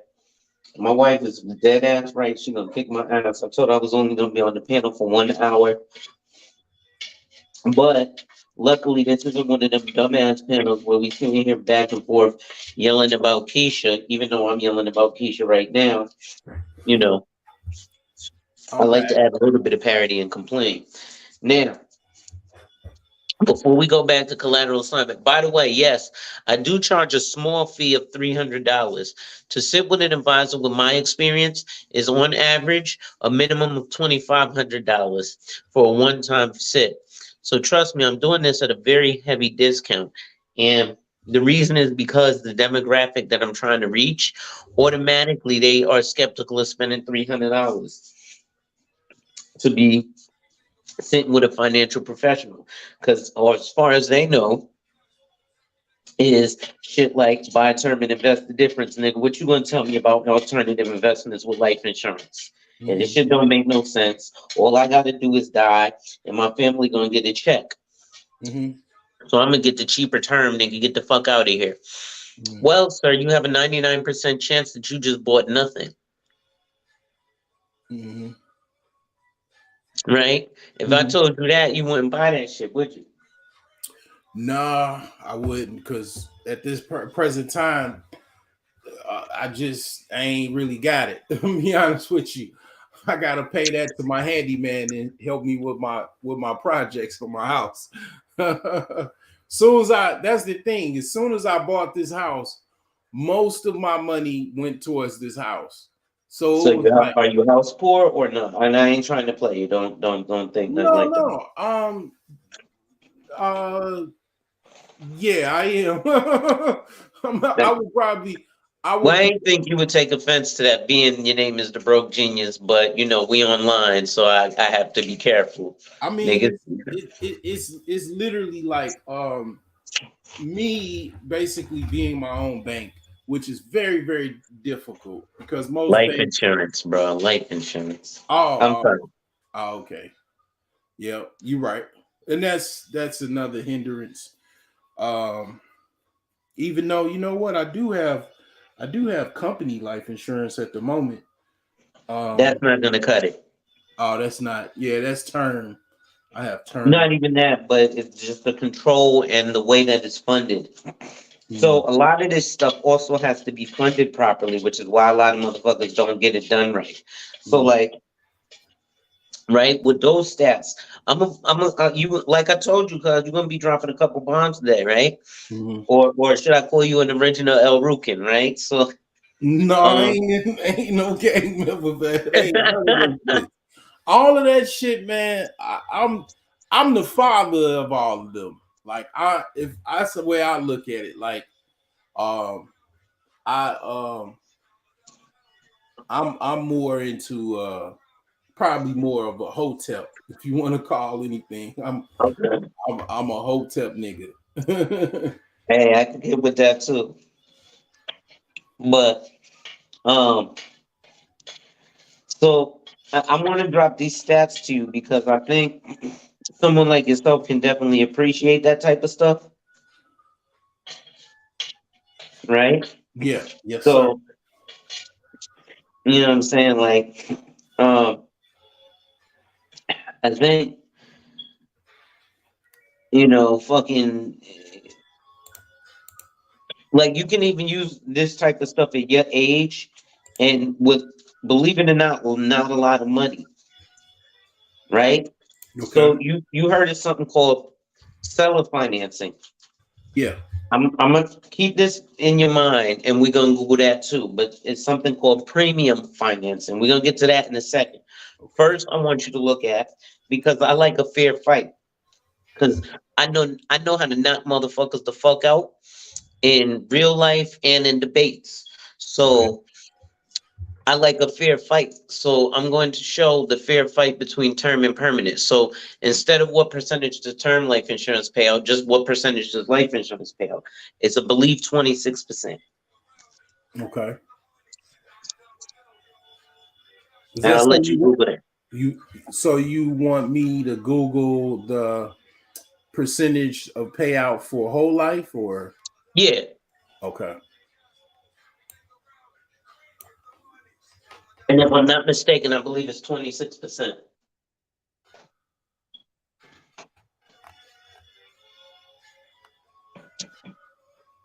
Now, there's reasons why for that as well.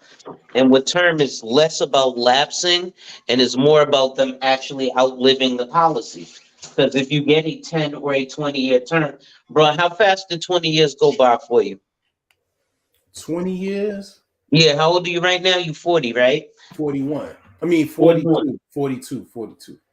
You remember when you was 22? Yes, I actually do. Hold on. 9/11 happened. You was around that age. I just came home from the Navy when I was 22. I just came home from the That was Navy like 3-4 years after 9/11. about a year after 9/11. See how fast that shit went by? Your life insurance policies have lapsed. When you got 20 years It ago. don't I'm seem not it saying don't you specifically, it but you don't see how seem fast that fast. shit go by? That was a long time ago to me. I went through that was a long Well, time ago, bro. To me. I mean, it was fast relatively, but I get it. It was fast, but it wasn't that fast. I mean, definitely. yeah, that was like 2020, 2002. And I just came home from the Navy. I was broke. I was fucked up in the head. I mean, I ain't gonna lie to you. I couldn't sleep. I ain't know shit about sleeping. I was a fucking zombie. Like I had to motherfucking check myself in somewhere. And yeah, it was challenging. And then I moved back to Chicago. I was living with my grandparents because I was 22 and I had no money. Right. I had no concept of the millionaire savings plan. Okay. I I gotta wasn't continue to read that book, bro. I gotta recommend that for my book club too. yeah. I'll I get to it, but you know I'm a nigga, so I drag my feet sometimes. yeah, I was getting unemployment after I filed. But yeah, man, I mean, I was young, didn't really have the health problems I have now, as far as like, I mean, my dick was working pretty good. Shit, like full mass with no problems, no weight issues, nothing. I was still somewhat skinny. I think I was about 205. Um, you know, yeah. That was when I came home from war, basically. Uh, USS Kitty Hawk in Japan. Thanks for your service. Appreciate it. But yeah, I mean, enough for myself, man. These are some stats right here. You want me to read them, or can you see them? I can't really see it, but it Okay. should tell you the percentage of whole life that pays out is like 26%. Let me see here. Let me see what it says about whole life here. I don't have a problem with being transparent because I'm doing good now. If I wasn't doing good, then I probably have an issue with it. But I'm in a space where I don't know too many people that are in. Even my parents, they ain't never owned no property in 2 states. Damn. Never owned no property in 1 state. Damn. I'm trying to think about, what I'm saying. I'm the first person in my family to be a multi-state property owner. And it's like, what I'm saying, I'm blazing trails that are unique to me, and I know it's other people that have done it, but ain't too many people, man. I know they've done it, man. I really would like to get to know some people that have done it, so I can kind kind of talk to them about it. Cause let me see. I'm gonna see if I could Google it and get the exact number. Hold up. yeah, I can't. Yeah, this is like all over the place. Yeah, if you could find that, send that to me.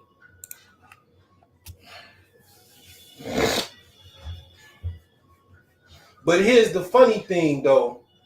Like, I'm better sexually than I was when I was 22. I'm more experienced, and I know what to do. You know, ladies, you got to tell your boyfriend to go slower, or at least young guys listen when they say go slower. That's the secret. That's the secret sauce right there.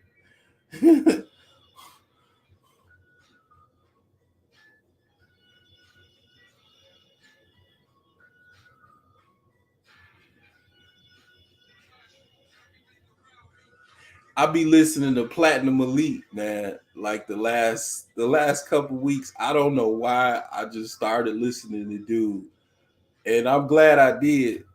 That dude be tripping me out, man. He said he be slow roasted. Yeah, man. I used to listen to that dude a while ago. He said he be slow roasting chicks, man. That dude be tripping me out, man. He's an ex-army guy, man. You know. He was a pimp or whatever, or I don't know, still is or whatever, but he's an ex-army guy. They sent a lot of army guys to, when you get in the army, they send you to Germany.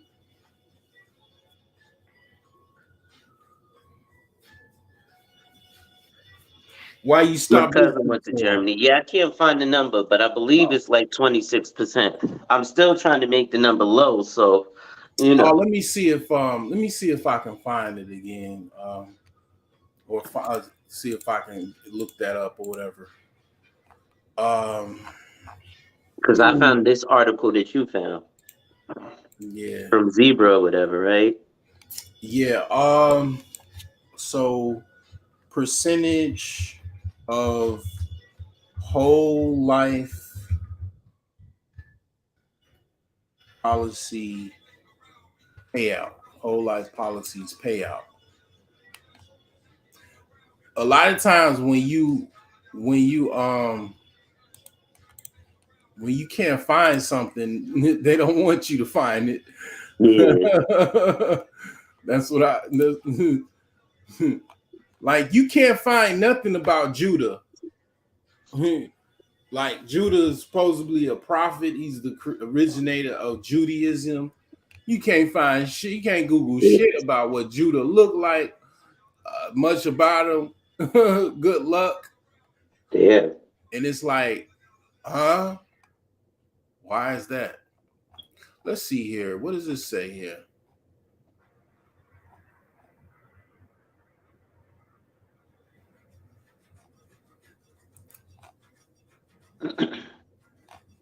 Let's see here. But actually, your job insurance, it may be possible depending on the position you have, because there's different types of job insurance. I have term. I don't have whole life. I have term. You're positive? Yeah. Well, Are you a key man at your job at all? What is that? A key man, like, do you hold any position or rank? Yeah, I'm not low. I'm considered a specialist, so. Are you like a manager at all? No. Okay, then never mind. Yeah. I just know I get paid more than this other guy I work with, and I kind of wish I didn't tell him, cause I make $12 more than he does. Damn. and he does a lot of work. Shit. We cool, but it's like, damn, it's kind of like, I've been telling this, and he been there for 5 years. And I'm like, I'm telling you, man, you better file a grievance, dude. He make $20 an hour, dude. Man. Anything with computers, you are not supposed to make no damn $20 an hour unless that shit involves you delivering them or something. You work for Amazon or something, maybe. But he actually boxes computers up, ships them, preps them for shipment. He does tickets where he processes returns for the company and also shipments. And he should be at least at this rate should be at about $28 an hour to $30-some an hour. All right. At the very least. Oh, you living good where you living at? Oh, for sure, man. I'm all right, but I need to move out of my position because I'm overqualified. You're comfortable. Grossly overqualified. But let me You're too used to living below your means. So what you have to do is add, and I'm realizing this too. You get to a point where you're complacent. So this is where becoming a debt slave becomes important because now you need to push yourself to something. So you have to have something. You have to dangle a carrot in front of yourself. Mm-hmm. Right now, what happens is people become actual slaves to that, and they be like, "Oh, this carrot and that carrot and this carrot," and now they're juggling three things at once. Versus, look, I'm gonna get this $10,000 loan. I'm gonna pay this off in 2 years, slowly but surely. I could really pay it off in 2 months, but I'm gonna pay it off in 2 years, right? And establish whatever for revolving purposes and keep it floating like that. Yeah, I can't. I give up. I can't find that statistic. Yeah. But I'm I'll take trying your to be word fair. for it. I'll take your word for it. You say All right. 26% of basically all whole life policy holders basically cash in on their benefits. The Meaning beneficiaries receive benefit. all the beneficiaries receive the benefit. Yeah. Okay. So this is right. John got a policy 19 years ago. And then tomorrow's year 20. But he dies on the next day. Well, because he died the day after year 20, the policy's done. So they don't get nothing. Okay. Now, on the flip side, if it's a whole life policy, the argument people have is that you're stuck paying it for your whole life. So that same scenario, John got a policy 20 years ago and then dies. He's still covered, but he was still paying for it versus at least at the end of 20 years, he stopped paying. But now flip this. What if you didn't have to pay for whole life insurance for your whole life? In fact, that would I be don't great. even know. I don't even know if they have that in Google. So let's see. Google that. Do you have to pay for whole life insurance for your whole life? You should see the answer should be no, and you should see them start talking about limited pay life insurance. Let's see what they do. I've never Googled this, so this is gonna be cool. And you got Google right here, so we could do it live time. I like to do shit live time, so niggas can't say shit. I'm sorry. I didn't mean No, to you ain't come gotta. take You over. ain't gotta. I ain't monetized shit. They took my. I was monetized.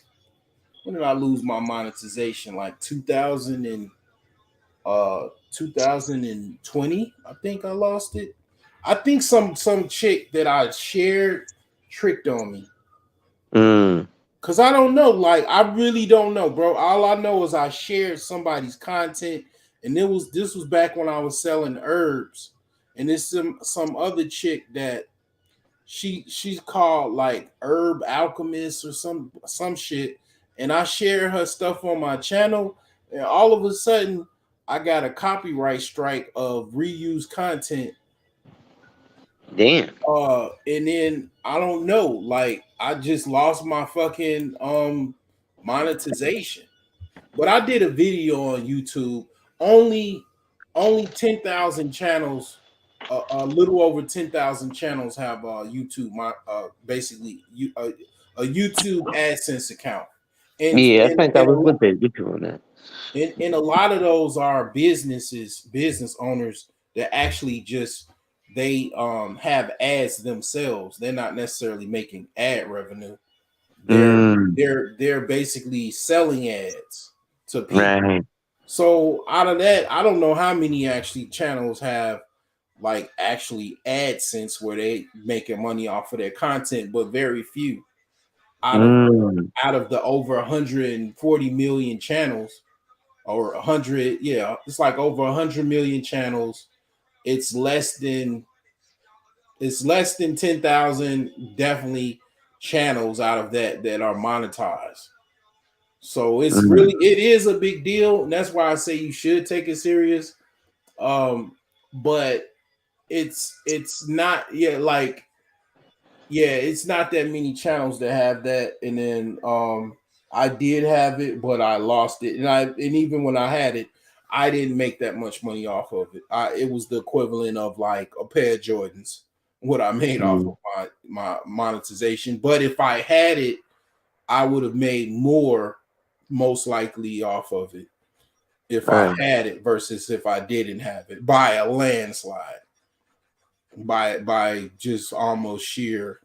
Yeah, like even people like the fact that you have ads. For some reason or another, it makes them want to watch your videos even more.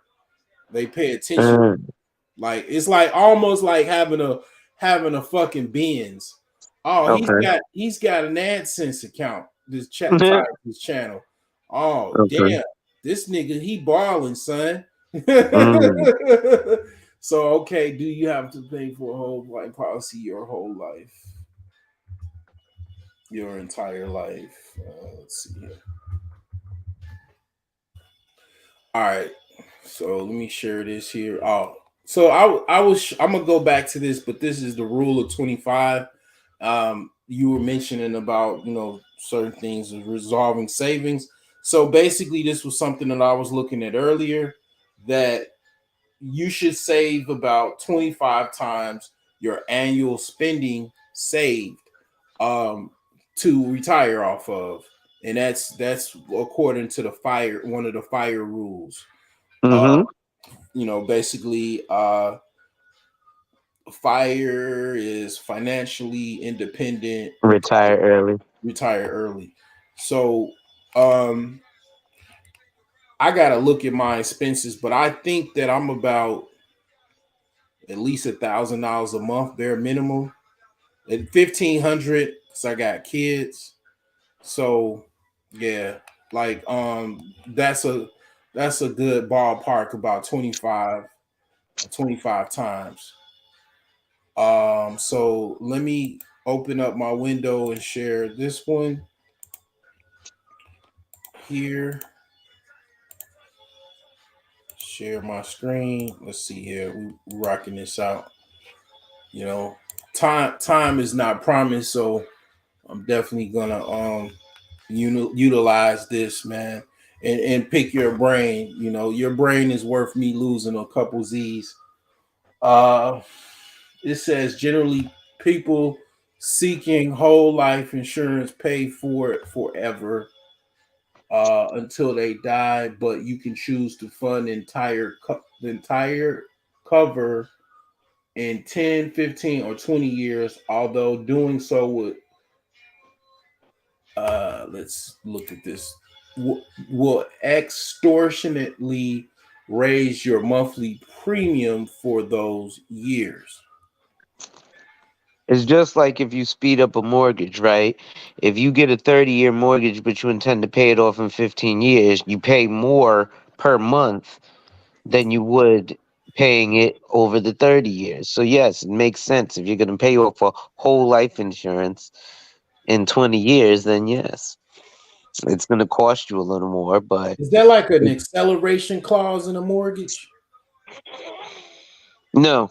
An No. acceleration clause excludes it. It removes like the prepayment penalty and everything like Yeah, that, right? prepayment penalty. That's what I was talking about. Yeah. Prepayment penalty, like you paid it off in 15 instead of the 30. Thus, the prepayment penalty. Is that what you're referring to with this? No, so a prepayment penalty would be a law that they came out with. You could Google it. It's called Tamra 7 Pay. So that's TAMRA 7, the number, and the word pay. It's the Tamra 7 Pay test. Oh, okay. Now, let me ask you something. Uh-huh. So it's this guy I follow called the MG Mortgage guy. I know him. He's a loan guy basically. Uh-huh. He's a multimillionaire loan originator. Uh-huh. Why you not in the mortgage? Why you not a mortgage loan broker? Or you ever thought about? Never really thought about it. I'm gonna play I a was video. gonna get my NMLS, but then I was like, yeah, insurance is more fun for me. I did real estate, it was cool, and then I did car insurance, it was cool, but it's so much more you could do with life and financial. Life insurance and annuities is crazy, let alone disability, long term care, dental, vision, fucking major medical, which most people know is just health insurance. Let me see if I let me see. This dude, I like this dude because I get more about other stuff than even mortgage. This dude is basically He brought a life insurance guy up there, and I spoke to him about LERPs and stuff and stumped him. They were supposed to clip it and shout me out. I knew they wouldn't, but I asked them to. I should clip it up myself. yeah, this guy. Let's play this a little bit. This dude is he and it's not it you know he talks about he's a New York guy and he basically he talks about just life in general, just being an entrepreneur in general. You can get chunked just from listening to this guy, man. I just want to play a few of this clips, like just just briefly, if you don't mind, like Yeah. yeah, just he's actually talking about becoming a loan officer. Now, here's the thing: like the reason why I might have some problems. Obviously, my issues, so I got an excuse a little bit, but all right, let's play this. Welcome back to the channel. Matt Garland here, NMLS number 58700, better known as MG the Mortgage Guy.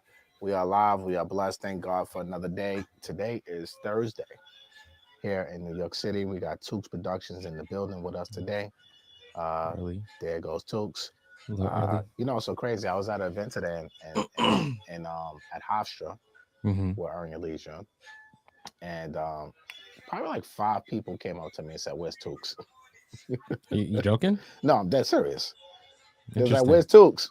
Why isn't he with you?" And I said, "I don't know." I didn't tell him about it. You didn't. I had no idea you was even out and about today. Yeah, we was at Hofstra today. They had the guys had an engagement there. It was pretty dope, and met a lot of people and got to connect. The Toronto crew was in the building too. Shout out to all our people from Toronto. The law, basically. The law, okay. Because like it's teaching like fair housing act and things of that nature, right? Right. Learning the laws, all right, you got to learn this. Don't break the law. You know what I'm saying? Don't get yourself caught up, basically, right? So once you do that, right, you pass your 20 hours, then you have to typically when you go to a school, and you can do these schools online or in person, right? It's more common now to do this virtually. You did it in person, I'm assuming, back then. I did it in person. So when I first got my license and I first did everything, I think I got my license, I don't even freaking know. 2010? 2010. 09, something, I don't even remember. That's how long ago it was. That's why my number is 58700. Right. So when you see newer people, they got 1, 2, 3, 4, 5, 6, 7, they got all these numbers. Yeah. Right. If I had to say that, I would lose my fucking mind. Right. But I'm an OG. Yeah. So I got my license like when it first came out and we were required, and they gave us a certain period of time before we had to. But again, like I said, I did my here in Long Island. I did my my in-person class, and you do the 20 hours. You got to pass the class exam. And once you pass that class exam, they send it up to the NMLS saying that, hey, you met the requirements of the 20 hours. You passed everything that you need to pass on that end.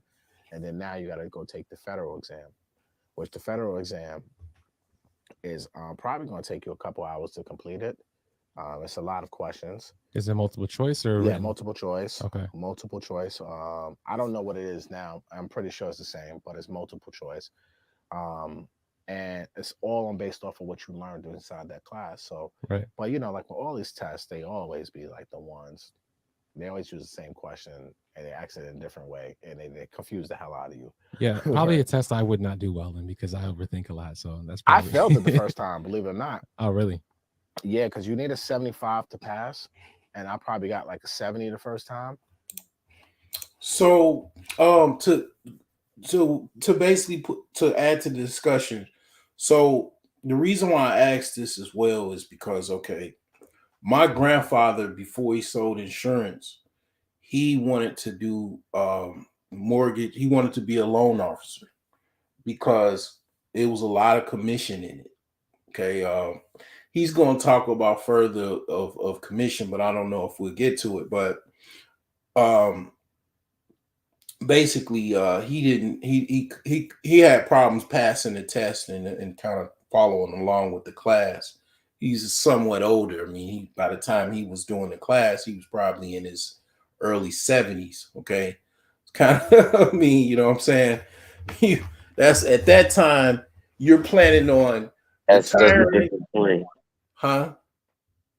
He was at a different point.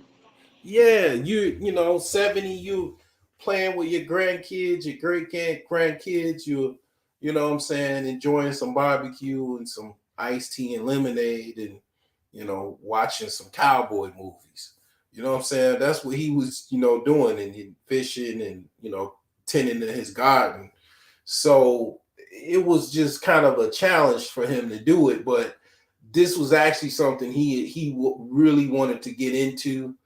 He was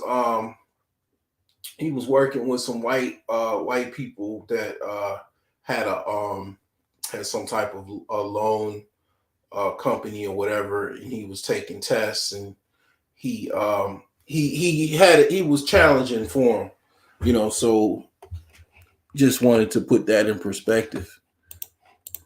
And you have to wait 30 days, I believe. Okay, 30 days isn't bad. Yeah, it sucks. It sucks, but I thought it was like 6 months or something like that, you know? No, but if you fail it, I believe, and I think I have it written here. If you fail it, I believe 3 times or something like that. So, you know, it's the safe MLO class, right? Yeah. If you fail it, those are 30-way penalty. If you take the 7 more, 3 times. If you fail it 3 times, then you gotta wait 6 months. Oh, okay. Right. Yeah, if 3 times, it's kind of like you should probably really just study it a lot more. You failing 2 times in a row. What I recommend anybody who might be watching this or is going to go through this process. Yeah. A lot of these online institutions, and you can, even if you take on in person, you can do study exams, practice exams, right? And take the practice exams as many times as you can. You might have to pay a couple $100. And then practice exams is a cheat code. Practice exam so many times. And what I try to tell people is, and the best advice I got was, after I failed, there was like, no, take the practice exams, and when you start getting 80s, 85s on that, then you're ready for it. Because even if you slip a little bit, you'll still be above that 75. Right. So that's what I did. Like the week leading up to my exam, I remember I was taking practice exams 2-3 times a day. Like I was spending like hours because I was already in the business and I needed this shit so I could continue doing what I'm doing. Yeah. You know what I'm saying? So it was like, I have to buckle down and pass this. So I was taking 2 or 3 of these a day leading up to my my safe test. Yeah. You know, the safe MLO test. And it worked. You know, I think I got like an 80 on that joint. I was happy and in the pig and shit. Did being in the business help you? Like, did it give you an advantage? No, because when I was in the business, we never learned the laws. So when I had to get licensed, you got to do all of this. This is the first time I ever learned there's laws to this. Yeah. You know, I knew the rules and regulations of how to get deals done because when I came in this in the Wild Cowboy days, it was all about getting deals closed. So I knew the guidelines of what I was trying to sell to make money and stuff like that. But I didn't, and I understood right from wrong, right? Right. But I didn't understand deep detail about the laws. And this is what taught me like the laws. Although you're not going to apply any of this shit in your day to Yeah. day, That was my next question. nah, you're not applying it. It's just not going to happen. Okay. But you know it. Right. And if you mess up and you do something wrong, hey, they can say, well, you got a license. You have a responsibility. Yeah. You know what I'm saying? So once you, so that's what I'm saying. When whoever's taking this, make sure you study, take the practice test, and don't overthink it because it's easy to, like, I know when I take this, sometimes I may go A, then I'm like, maybe it's C. That's so. Then I'm like, oh, maybe it's B. Like, that's me right there. like that I'm racing and shit. Yeah. Like, nah, just go what you got. So yeah, I mean, as for the sake of time, I mean, it's pretty long. I put the link in the comment section. This guy, you know, he's gonna talk about how much he makes, or not how much he makes, but how much other people he knows makes. What they make money off of pips. So like a percentage point. So depending on the pip, that's They how. usually charge 1 point on the loan, depending on where you are. And he's in New York, so they charging like 1 point on the loan. But Yeah, as you see, those properties are like $1,000,000. So 1 point is an easy 10,000. exactly. And if you doing, you could imagine doing a couple of those a month or 10 of those a 4 of day. those a week. Yeah, right. You know, so that's why I had to just, you know, it was just a thought. You know, I mean, I ain't trying to influence everybody, you know, to do anything that they don't want to do. But I mean, I don't know if you could do both if you got time to do both, but I mean that's something that you can add to possibly to your repertoire, and you know, because it's like a lot of times it's like you meet somebody that's got insurance or you need insurance, and then they mention, you know, oh, I'm looking to buy a house, you know, instead of you referring them to somebody, you'd be like, oh, okay, well, I'm also just so happen to be a mortgage originator as well, a loan officer as well. Here's my, you know, I can get you started with that, you know. How's your credit? You Well, know, I already have all their information. I'd just be like, all right, let me run your credit. yeah, If they bought insurance from me, I have everything I need for a mortgage. Remember, I sold real estate, so I know everything. Everything you need to rent an apartment is everything you need for a mortgage. right, To be exactly. honest, True fact. right? So, True fact. um, yeah. So, Yeah, except all you need for a mortgage is a 580 credit score and a right. source for a down payment. That brings me back to collateral assignment. Now, something he said, he's an OG in the game. I got my license in 2010 in insurance. Mm-hmm. You know what I'm saying? That was back in the day now. So the collateral assignment is again um using the life insurance for the we was looking at the term payout, Oh, the term. Okay, let's take a right? look at Because we couldn't find the whole life thing. that. Right, right. Uh, term payout. Wait. The term payout is only the term payout was basically 1%, yeah. yeah, only Oh yeah, only this was what we was looking at. Do I have to pay for whole life insurance for forever? mhm. So yeah, you can see here it says you have options of paying it. Oh, so you asking about the prepayment penalty. That's how we got into the mortgages. Right. Um so with that, you need a that's why I was saying you got to look up a couple of things. So one is something called Tamra 7 Pay, Okay. and that is you are basically charged a prepayment penalty for paying your life insurance off too soon, Okay. which is 7 years or less, except for if you do it in a single premium.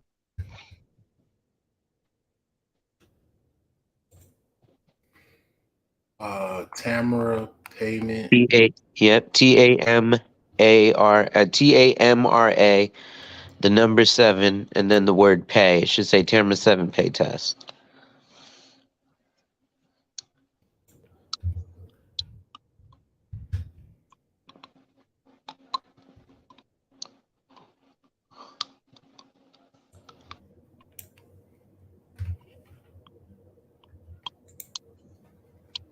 Tamara, Tefra, and Defra. I'm not finding it. Tamara. Here, hold on.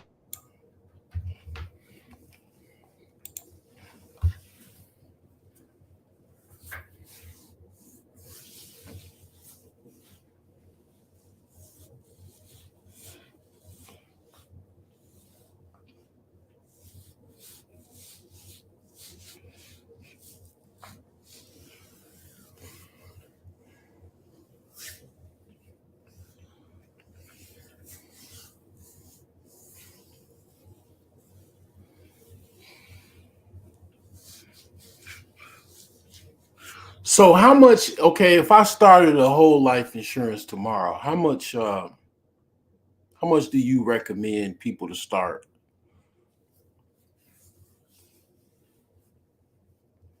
Let me put your That depends. There is no number to start with it. It depends on a multitude of factors. Okay. And what are you getting the life insurance for? Most wealthy people insure one life at least 7 times. So this policy is this alert, right? Life insurance retirement plan. Is this policy something you're using for a college savings plan for your child instead of a Section 529? Is this something that you're using for a collateral assignment? Is this something you're using for a buy-sell agreement? Is this key man insurance? What's key man? What is key man? So key man insurance is, that's why I was asking you those questions about your job, right? So if you were a key employee, right? Um, they might give you benefits for that. So one of those things might be a whole life insurance policy that you can take with you to supplement your retirement benefits when you retire, right? So you can either leave the job and you keep it because it's a whole life policy, but you ain't have to pay for it. Or you stay with the job and when you retire, you keep the life insurance policy, but they stop paying for it. So you could actually cancel it and get the cash value as a retirement fund. Oh, okay. I would get it as basically um I would get a whole life as basically a financial tool um to use in case I needed it, maybe a another like backup emergency fund, um or to actually have another insurance policy in case something happens to me for my loved ones. uh yeah, like those two will be probably the initial reason for the season. Okay. So then you could give me a ballpark. What's an annual income that you're looking to protect? I would say at least about 50 grand. So multiply that by 20, that's $1 million. Okay. So that would be your answer for an initial death benefit if it's just for death benefit protection. But Okay. then we have to go through a bunch of other variables to see what that number is because, right, when you're looking at the policy now, you have to look, are you looking to overfund the policy or just have death benefit protection and a little bit of cash value accumulation and a whole life policy that you only have to pay for 20 years? You see what Yeah, I'm that saying? that part. That part. Okay. Then what kind of death benefit are you looking for? Right? And At least, then what at kind least, of about 100 grand or that's not what I mean. oh So you have death benefit options. So like people like who don't know about life insurance, like my homeboy JT the Pocket Watcher doesn't quite know about life insurance. So one of the things that he says, which is very true about whole life insurance, is that your beneficiary doesn't get the benefit of your cash value and your death benefit. They only get the benefit of your cash value or your death benefit. So, what do I mean? If you get a whole life insurance policy of 100,000 and you build up $50,000 cash value and die, the insurance company takes $50,000 of their own money and the $50,000 of cash value you built up and gives your family $100,000. Mhm. However, there are contracts of life insurance, permanent life insurance, where you can have an option where you buy $100,000 policy, build up $50,000 cash over 20 years and die, and the insurance company gives your family $100,000 of their own money and the $50,000 of cash value you built up. Okay. All right. Cool. So there's things like that that people don't know. Yeah. Okay, so that would be another option you got to select. That's why the reality of it is we have to actually have a sit in a console, and we could set that up behind the scenes and like really jug it out. You know what I'm saying? Because Yeah, the people who can see you, right? it's something that I'm kind of thinking about, definitely because that whole life collateral is kind of it seems kind of like a play possibly that I might utilize or would consider probably utilizing as a tool, um because just I'm intrigued by that because it's like a lot of people don't even know you could do that. I mean, and of course if you pay the loan off, then that changes as far as the agreement, as far as the collateral, right? Say this Like, again. like Oh so. yeah. So here's the thing, right? If let's say here's how the collateral assignment works, and this is why it has to be a whole life policy that was in force for at least 2 years. So let's use that same scenario. Let's say you got a policy, you got a loan for $100,000, but you got a face amount, a death benefit of $200,000, and you have $50,000 worth of cash value built in your policy over 10 years. So, and let's say over the 10 years, you've been paying your policy and you've been paying on this $100,000 loan. So over the course of that 10 years, the remainder of the balance of your loan is $50,000. What do you happen to have cash value in your life insurance policy? $50,000. Mhm, So you take a loan from your life insurance of $50,000 and you pay off the loan company. mhm, Now you've eliminated your loan payment to the loan company and all the interest that you got to pay them, right? mhm, Now you have the problem of the loan that you took out from yourself from your life insurance, right? mhm, But instead of you would have still been paying back over the next 10 years that $100,000 loan, the rest of that $50,000 that you just paid to the loan company. So now you're paying yourself back by paying it into your life insurance. mhm, So the $1,000 a month that you paid the loan company, you just instead of paying $200 a month on your life insurance, you pay $1,200 a month so that it catches up the cash value that you borrowed. Make right, sense? yeah, right, Right. And then next time you want a loan, right? Because your cash value will still be building along with you paying back your 50,000. So now you'll need another $100,000 loan. So instead of going to the bank, you go, you call me and you say, "Yo, Lonzo, I need to take $100,000 loan out for my. Oh, I need to take $100,000 loan out of my life insurance." mhm, Right? As mhm, opposed to when you go to the bank, in order to take out a loan, you have to show ability to pay back that loan, even if it's a HELOC, right? Because people get excited. I bought a house, and now, if according to current market rates, I bought it 2 years ago, and I got $300,000 of equity. No, that's $300,000 of money available for you to borrow phantomly, but you have to borrow that. Right? They're saying mhm, if the property sold today, it possibly would sell for that an estimate. So they're willing to lend you that against that, but that's also based on your ability to pay it back. part of your ability to pay it back is you selling the property. Right.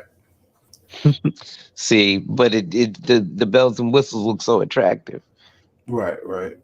Yeah. And on the flip side, imagine if you had the life insurance. You was like, hey, I need to borrow money to add a new room onto the house. Mm-hmm. Right? Only if you knew this 10 years ago, right? Mm-hmm. So now I want you to look up one more thing because we looked at seller financing, right? So I want you to Google what is premium financing. Okay.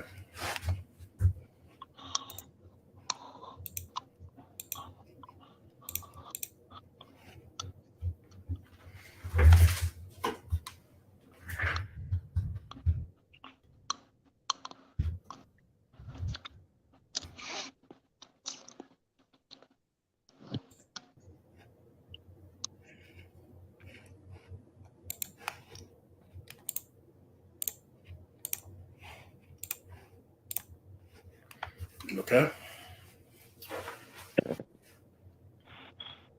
That says what is the benefit? Well, anyway, premium financing is taking a loan to purchase a life insurance policy. Okay. Now you would say, why would you do that? Right? Mm-hmm. Like that kind of sounds like it makes no sense to do, right? Yeah. Well, remember I was talking about Tamra 7 Pay, which I didn't send you, did I? But anyway, Tamra 7, you could take my word for it with Tamra 7 Pay. But basically, premium financing is borrowing money to pay for a life insurance policy in a single fell swoop. So you borrow $100,000 to pay for your life insurance policy because you ain't got it all right now. But remember what I told you about the $50,000 in the loan anyway. So over time, you're going to be able to pay off that from your life insurance policy.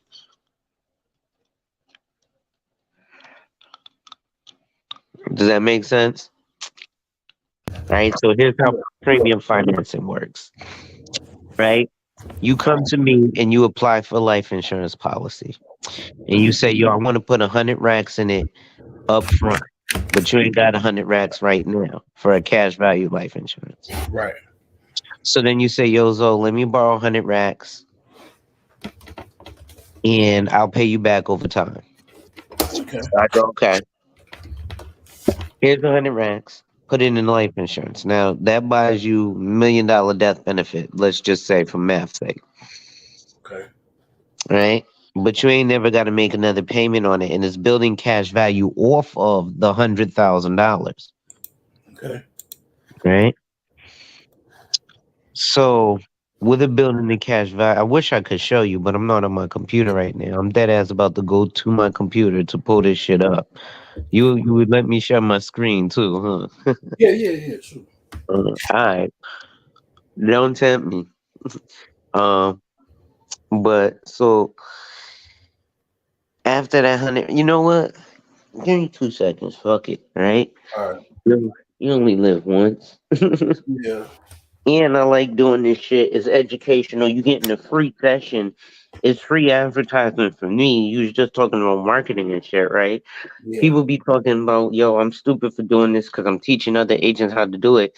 Most of them don't know how to do it when I show them how to do it anyway, number one. Number two, it's free advertisement because people like you are watching it and are like, oh shit, this is some ill shit. Mm-hmm. Hold on. I'm looking for. Let me go to my library so I could just pull up your what's the name and pull up the. Let me turn my what's the name down though. I'm at it. No, everybody everybody makes $100,000 a year. You didn't hear that? No, I knew that. Yeah. Right.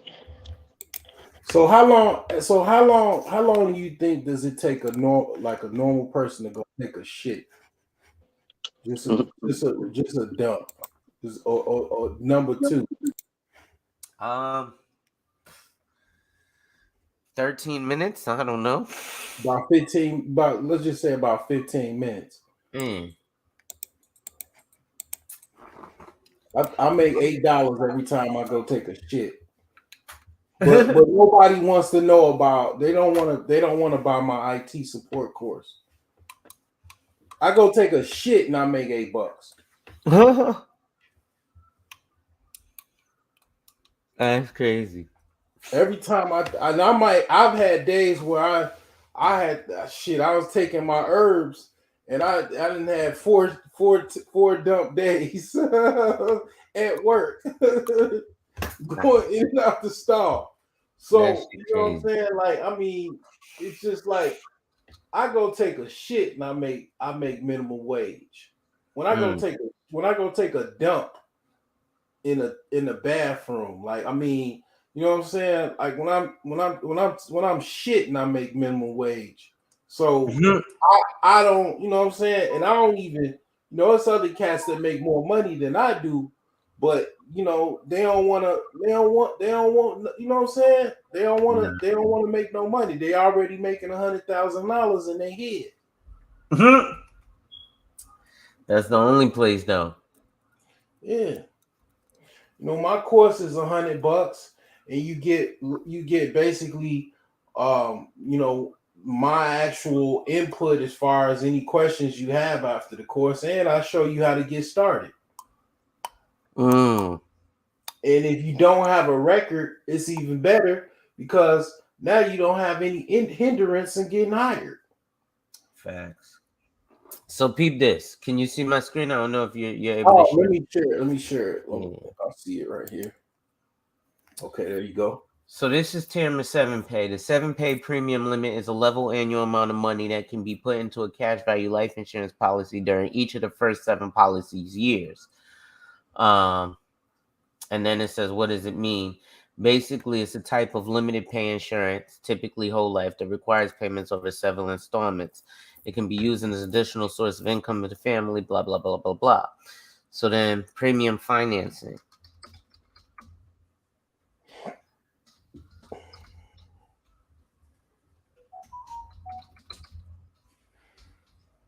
Financing life insurance.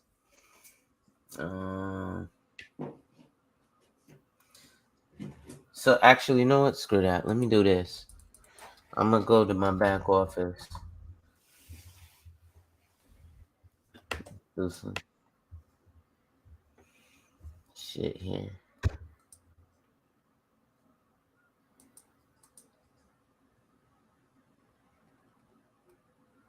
Oh shit! I got logged out.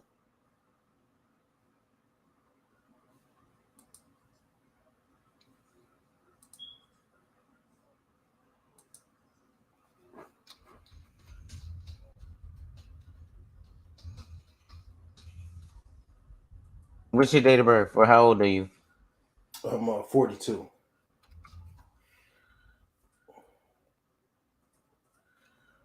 In Illinois or Indiana? Indiana. So now I'm just gonna go to the S class of insurance, right? So first of all, let's look at something before I go to the S class, right? First thing I want to take you to is term, right? So as you see here, they got term 1, 10, 15, 20, and 30-year options, right? Most commonly sold term insurance policy is a 20-year term. But like we Googled, right? The percentage of term that pays out is what percent? 1%. 1% of life insurance that's term pays out. But yet all these people is telling you permanent life insurance is a scam. If I were to tell you to get into something else that had a 1% chance of paying out, of doing the thing that you're paying for it, because that's all you're paying for when you pay for term insurance is a death benefit. Is for when you die, somebody to get money. So whole life, let's just say if you get a whole life policy and you've been paying on it for 3 years, and then all of a sudden on year 4 you get a crack habit, and then you know you can't pay anymore. Or no, the new thing is fentanyl. You get on fentanyl, and you can't pay anymore. Your whole life premiums that you paid into it, do you retain that cash value? So let's look at that scenario. Okay. So first you have here a healthy 42-year-old male, $100,000 death benefit. Let's be real. Let's do $1 million, right? Okay. Let's make some stuff like look really real, right? $1 million, because we just said $1 million, right? Easy, based off of just the two numbers you told me. Okay. Right. So now, this is for $1 million 20-year term, right? So it's really cheap. It'll cost you $1,500 a year. That's not bad, right? It's $300 a month. Yeah, that's not bad. No, I'm sorry, $132 a month. Yeah. Right? That's not bad. Now, let's flip this. Let's do a regular whole life. Just a regular whole life. Again, $1 million policy. Right?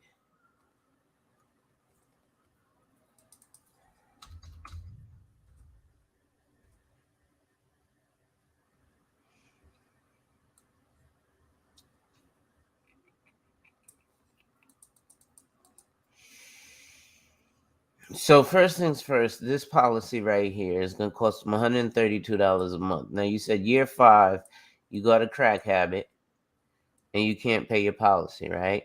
Mm-hmm. You miss one premium payment, 1 month, 30 days, this policy is done. Mm-hmm. This is the term policy. Mm-hmm. There's nothing that can be done if you miss that $132.76 payment one time. Okay. Okay. Now, this is a traditional whole life policy. Now, you got a crack habit year 5. Your monthly premium is $1,500. So there's a big difference there. Right? But with this one now, the way that this one is set up, let's see, year 5, you got a crack habit. Well, you got $39,000 worth of cash value there. Okay. So if you can't pay your premium,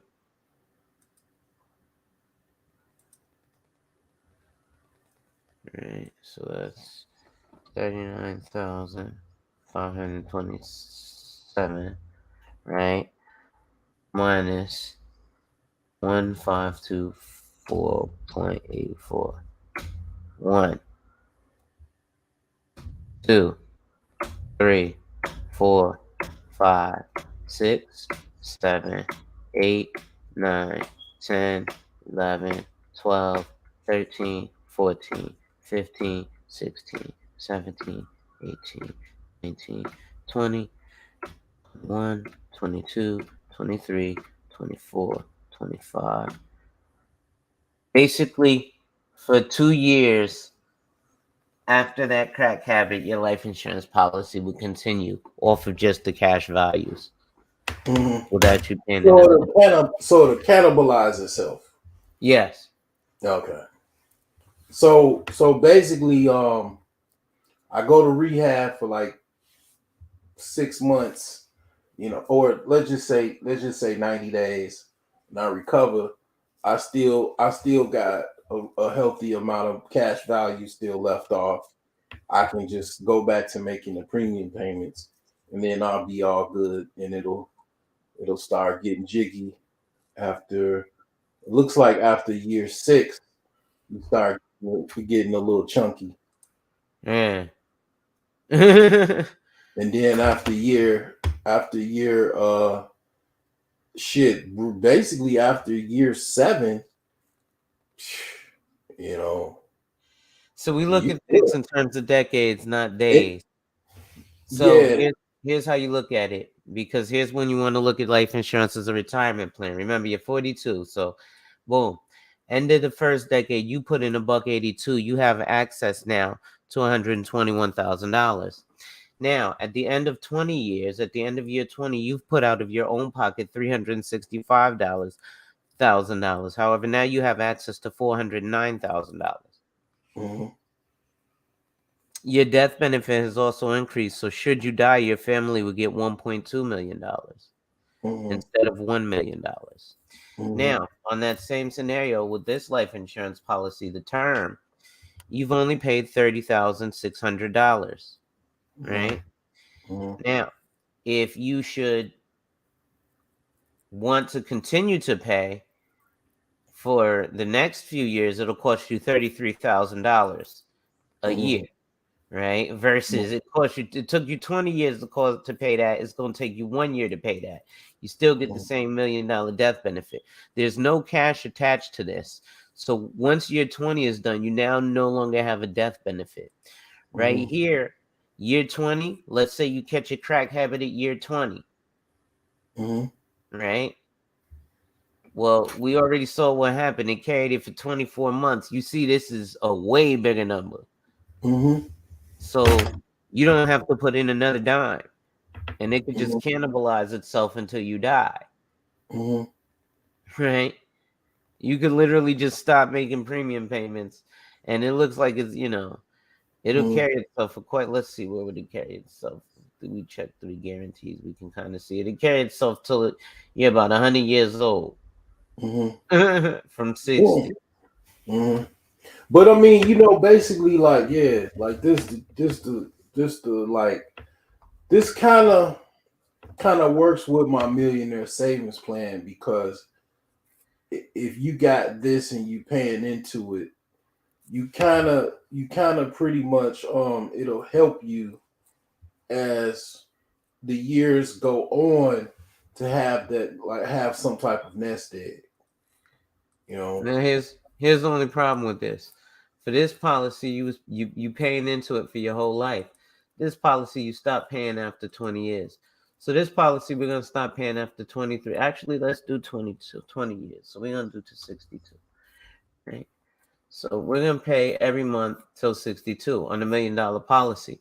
Now here's where it gets tricky because agents don't know what they're doing, right? I'm gonna show you what I'm doing, but all you're gonna see is the difference in numbers. You won't quite know exactly what I did. So first I'm gonna show you the numbers, right? So now for this $1 million life insurance policy is $1,200 a month. Now remember, for this one it was $1,500 a month, right? And then now for this one it was only $132 a month, right? Man, more people will go with this and be like, what? Well, it depends on what I get. Well, I get $1 million for $132. No, your family gets $1 million when you die. Term insurance is death insurance. Yeah, right. Because you have to die in order for anything to come from it. Yeah. Life insurance is whole life. Right? It kind of makes sense now that I say it. So death insurance, is real cheap because we got a 99% chance that you ain't never gonna get paid on this. But if you pay this until you die, we have a 100% chance of paying this out.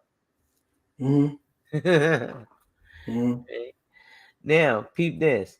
This one is only $1,200 a month. You peep that, right? But now peep this. Your cash value is a little different. So here you pay $1.48 over 10 years, but you got access to $1.16, right?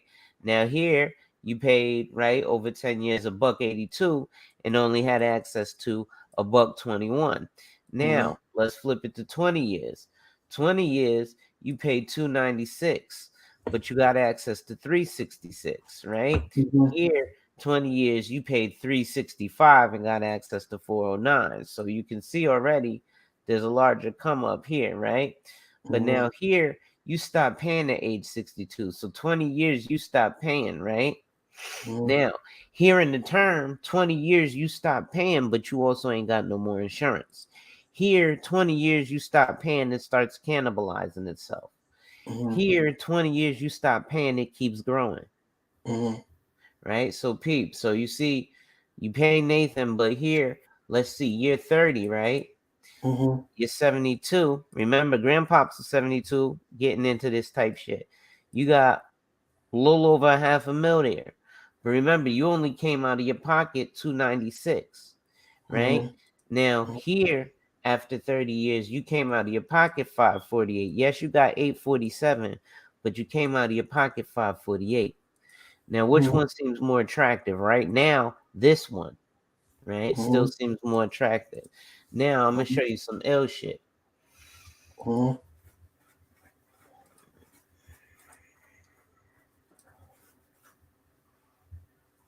Remember? And this is why I was saying it depends, because people be like, how much is life insurance? I just showed you the same thing with mad different prices, right? So you can't just come to a nigga and be like, how much is $1 million of life insurance? Now, this is the same policy as this one that I just showed you, Pete, right? Growth index UL, growth index UL, right? Now, I changed one button, but what's the difference? This one was only $1,200 a month. Why is this one $1,600 a month? But now, peep game. So this one, after 10 years, you paid $101, but you got access to $184. Remember, this one you paid $148 and you got access to $116. And remember, this one you paid $182 and got access to $121. So right now, this one is seeming most attractive, right? But remember, we're looking at 20 years. So at 20 years, you put in 402, but now you got access to 563. Now here, at the end of 20 years, you put in 296 and you got access to 366. And here you put in what? 365 with access to 409. So here you can clearly see you're winning because you're up $163, right? Now, remember, here you also stop paying, but now let's look at year 30. So you're still at the 402 you put in, but now you're at 994, right? Here, 30 years, you put in 296 still, but yeah, you only have 597. And here, at 30 years, right, you put in 548, you're at 847. So obviously, here, to have put in 406 and be at 994, you're substantially better off. Okay. Right? And on this one, on the term, at 30 years, they don't even show you. Year 29, you will have paid $56,220. So at the end, if you paid for the term policy, what they call annual and renewable, which means you could automatically renew the term policy in perpetuity. You just got to be able to pay more. To keep that policy for 53 years, you will have paid $8,984 for $1 million term death benefit. Okay. Right? But people be doing shit like this. Oh, I got term. I got an insurance policy. I'm good. I'm with Primerica. They just renew it. So term is better. I'll buy term and invest the difference. Bro, if you save $100 a month, fuck it. If you save $1,000 a month, it would take you 100 months to save $100,000. Now, how long is 100 months? That's that's about 10 years. It's almost 10 years. Yeah. Right? Yep. This is very interesting. I'm pretty sure people are gonna enjoy this one on the playback. I am going to. Oh, okay. My fault. I'm about to make it real nice. Even one more though, right? Okay. Just even one more.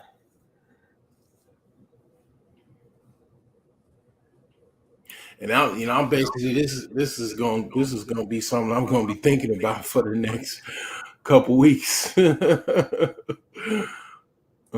to see how much it costs to get licensed in your state, so I could get this policy. So now this one is substantially more expensive, right? $5,168 a month, right? Okay. Now, at the end of 10 years, you put in $620,000. This is how people like motherfucking Donald Trump. I just gotta do this. This is how people like Donald Trump save money in taxes. Watch this, right? Now you see my Google screen, right? Is life insurance a tax shelter?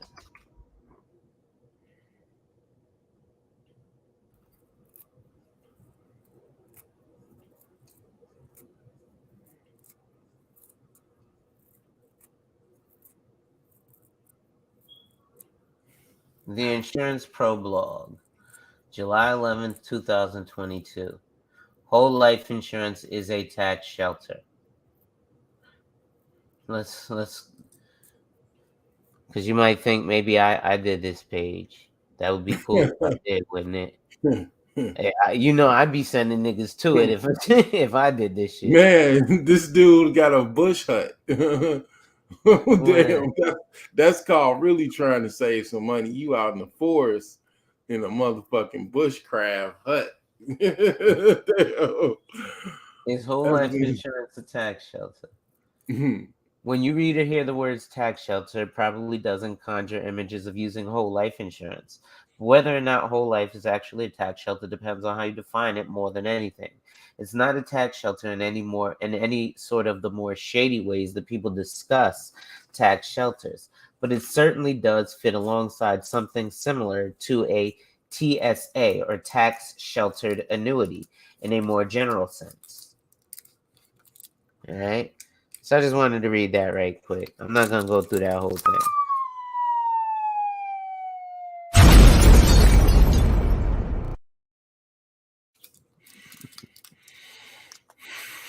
Wow. That is crazy. You see how people like I've been watching this, and since I've been watching this, right, in real time, I see why people getting wealthy and other people are just staying still, rambling about Keisha don't fuck with them no more and want to take them to court. So here's the ill thing, right? This is $5,000 a month. Remember, the maximum you could put in your 401k is $22,500. There's no limit to how much you can put in this. So even in those Roth IRAs, when people make a certain amount of money and they try to do the backdoor Roth, why would they pay all that money in taxes when they could do some shit like this? Right? So now again, peep game. 10 years you put in 620. That's a lot of money, but at the end of 10 years, you got access to 714. Remember here at the end of 10 years, you put in 201 and only had access to $1.84. Remember here, you put in $1.48 and you only had access to $1.16. Remember here, you put in $1.82 and only had access to $1.21. Remember here, you put in 15,000 and had access to nothing. Right? So what's more attractive to you after 10 years off the rip? Man, that's 714,000. Keep this. That's some play right there. Like, man, this is dope, man. This is dope as hell. Like, I mean, you talking about on year one, you gonna have a net cash value of 54,000? Yes.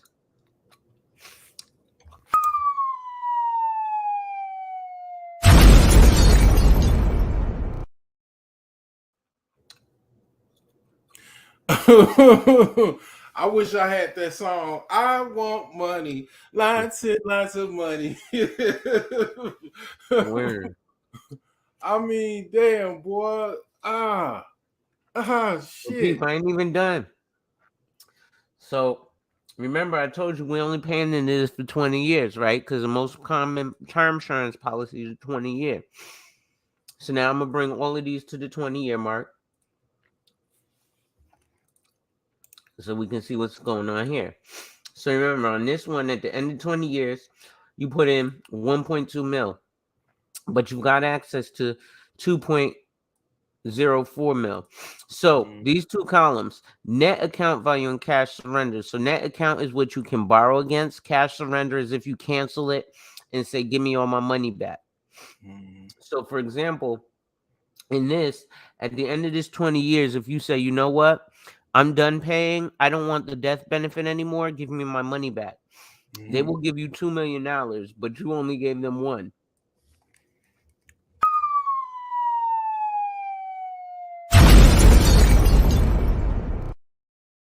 million. Life insurance. Man. Is that it? Nah. No. No. I'm sorry. You ready to go to sleep, my 4 dog? No, I gotta go to work tomorrow. All right, I'm gonna try and make this quick. Okay. All right. He was like, "Damn, son, listen, you would have done this. You ain't gotta go nowhere. This is why I love doing what I do." Yeah. Right. So Yeah. again, now this one at the end of 20 years, boom, you put in 1.24, you got access to 2 million. Remember, this one you put in 402, you got access to 563. This one you put in 296, you got access to 366, 365, 409.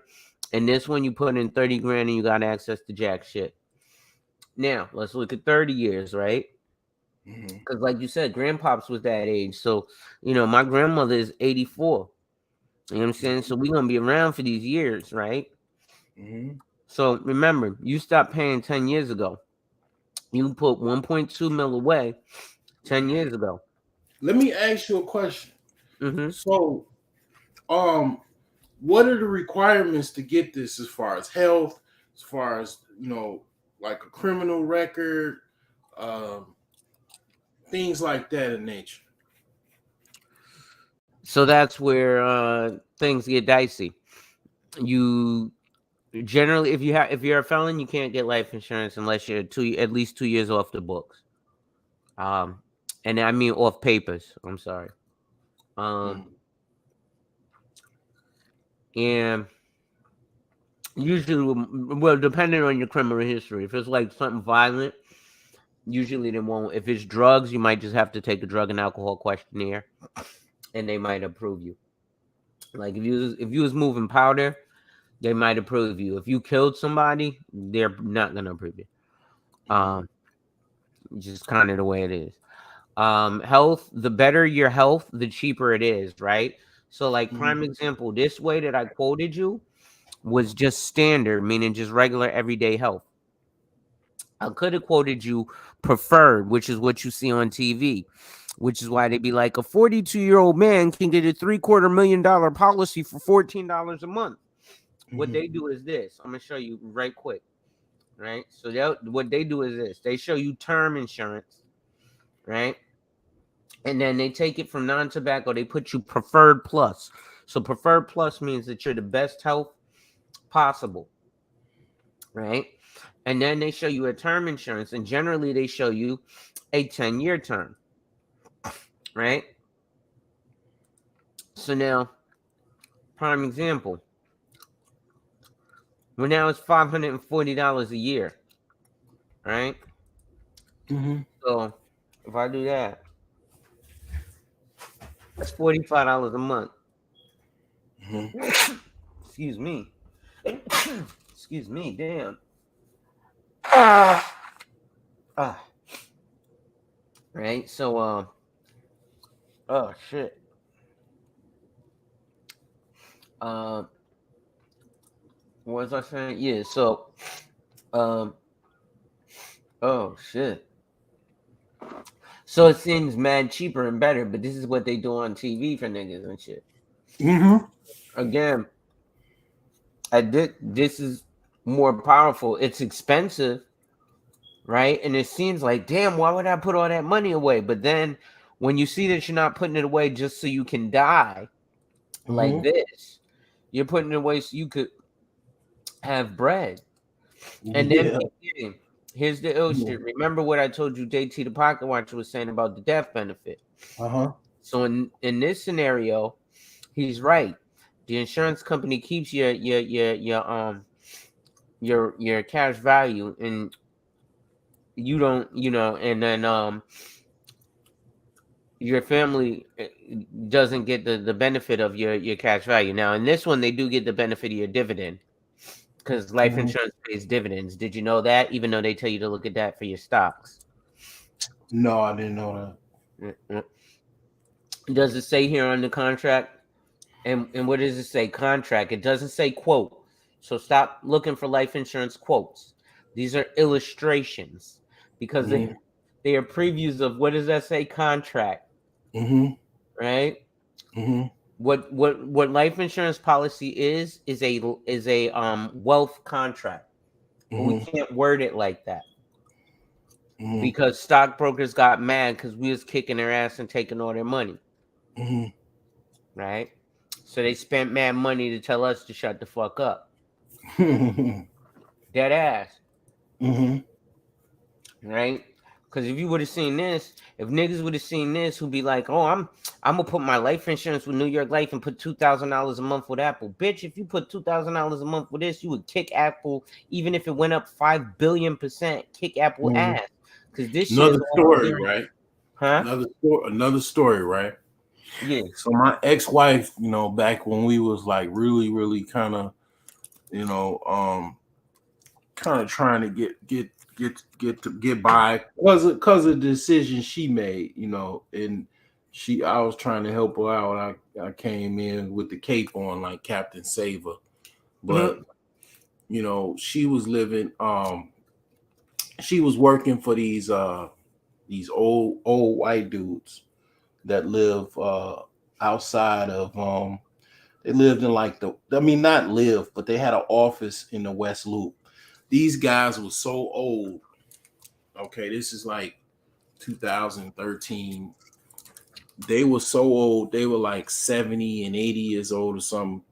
They didn't even use the internet.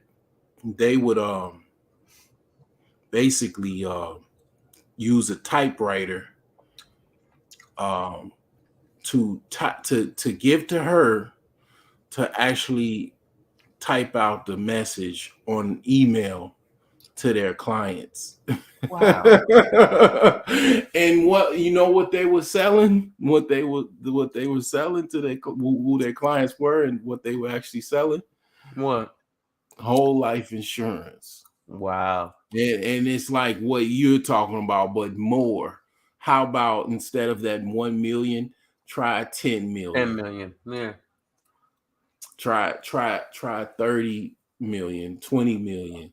And they had so much money, and they were making so much money, and their clients was they looked out for their clients so much, they would even pay the premiums when the people got behind, because basically they were just trying to help out their clients, and you know, they knew how important it was to pay. I'll tell you the secret of this shit. We get residual income, bro. So I'll put it to you like this: industry average, right? Street level is anywhere from 35 to 90% commission. So let's just say on average, the agent gets 50% of what you pay in the first year. So you pay $62,000 that first year. So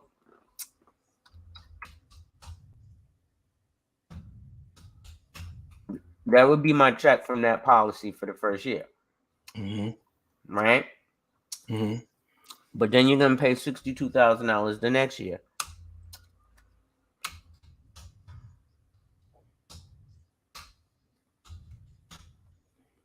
So that'd be what I get possibly. That's a high commission. They wouldn't pay generally that much unless I had a humongous book of business. But that's about what I would get the following year from that policy. And then every year that you keep the policy on the books and that you pay money into it, I get paid that every year. Right? So now imagine when these guys have 10, 20, 30 people a year that they're doing 10, 20, $30 million policies. Yeah, they're going to pay the premium. Yeah. They've been doing it for like 40 to 50 years. Right. And they done been to mad funerals, and they done set up mad beneficiaries, and done, you know, delivered the check to mad benefit, or processed the check to mad beneficiaries, and they're in the West Loop. I mean, if you're anywhere near the Loop, that's like premium as far as office space. You know, they've been around. They probably at this point retired, or if not in hospice or dead. But you know, pretty much, man. Yeah, it you know, one of the things we had premium. You know what I said? Speaking of the Loop and premium, you know where I live too, because you sent me a book. Yeah. So I want you to look up that property that I sent you with the $1,900 studios in proximity to where I live. That shit literally, like I said, if I walk out my door, take a left, and walk up the block for 1 minute and 14 seconds, cross the street, take a right, and turn left, I'm at the apartments that I just showed you. That's how close I live to that shit. Not to brag or anything, but that's like the wealth. You can see it's around here. This is the wealth. This is the wealth code right here. This is like one of the things that, you know, when you was talking, I should have already had this, I admit, but there is some roadblocks for me getting an insurance. I don't have it. I don't have life insurance at all. Yeah, because I can't. I'm uninsurable. Yeah, I've had certain issues, you know, I'm dealing with, but I mean, you know, it's beneficial for those that can get those policies though, because it's just something to add to your toolkit, you know, and it comes to a situation where these are things that could be the difference between you living in a shelter or you tapping into some emergency money from something that you've already been paying into for some years. Let me show you one more ill thing. Okay. Because you just talked about tapping into something, right? So let's just do something real quick. Let's do like this. Let's do we're gonna do it like this. Boom. Boom. All right, we're gonna do $1,000 a month, right? Just to show you something. All right, we're gonna do cash flow. I'm gonna do all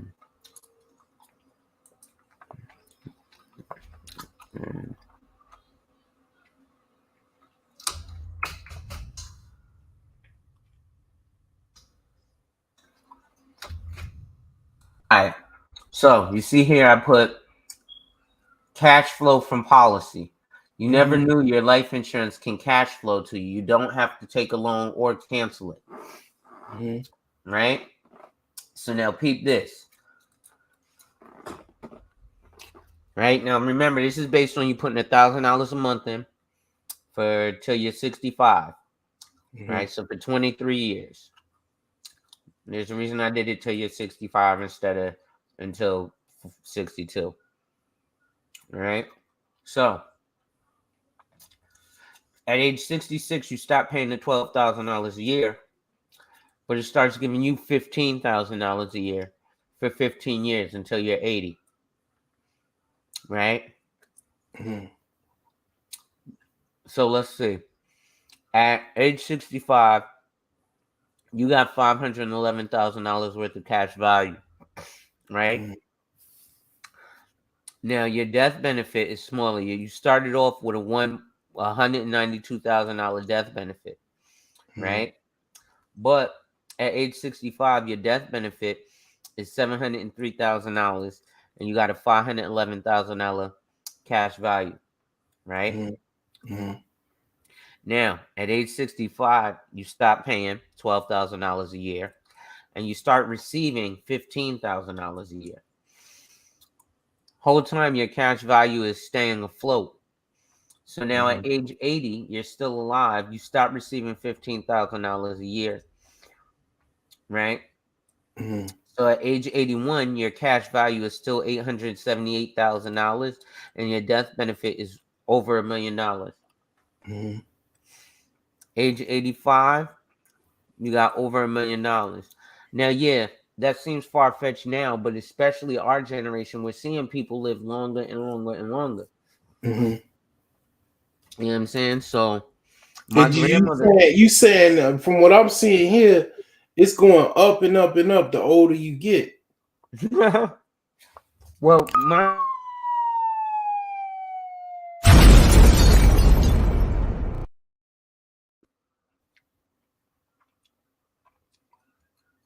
mind you, you stop taking distributions. So let's get this to run out, right? Because you don't want to keep the life insurance for your whole life if you don't need it. So let's do 20 years of payments of 20,000. So we're going to change that distribution to $20,000 a year. And we're going to change the amount of distribution to 20 years. You ain't never seen no shit like this before in your life, have you? No. Now, you see why I be confident as fuck when I talk insurance to niggas? Yeah. Yeah, I see that Because you be shit. like, yo, this nigga talking this insurance shit hard, son. Listen, man. Listen, son. Listen, man. Listen. I know what I'm talking about, cuz. So then, remember, you paid in $12,000 a year for 23 years, right? Till you were 65, right? Yeah. But for 20 years, you're going to get $20,000 paid to you tax-free. Just so you know, this is tax-free. Now, just so you know, you and I, full age of retirement is going to be probably 71 because minimum distributions is going to be moved to the age of 75 in 2 years. Okay? Mm-hmm. So we don't need to start our distributions until age 75, to be honest. Or we can have them, like you can retire anywhere in here and then have your life insurance pay your pay until you're 75, so you don't have to touch your policeman pension, your fireman pension, whatever qualified retirement account or 401k. You can let that sit there and grow while you retire and just let your life insurance pay. And then be like, all right, at 75, I'm going to turn off the payments from my life insurance because I'm going to get my required minimum distributions. And then if I outlive those, I can turn on the spigot for my life insurance again. But remember, I'm trying to make this life insurance run out. So I don't want you to have no death benefit and cash value, right? So we're trying to die by like 85, right? So, or probably 100, right? Let's see if we could run out at 100, right? So, shit, apparently we could take more than 20,000 out. Let's be wild. Let's take 30,000 a year out.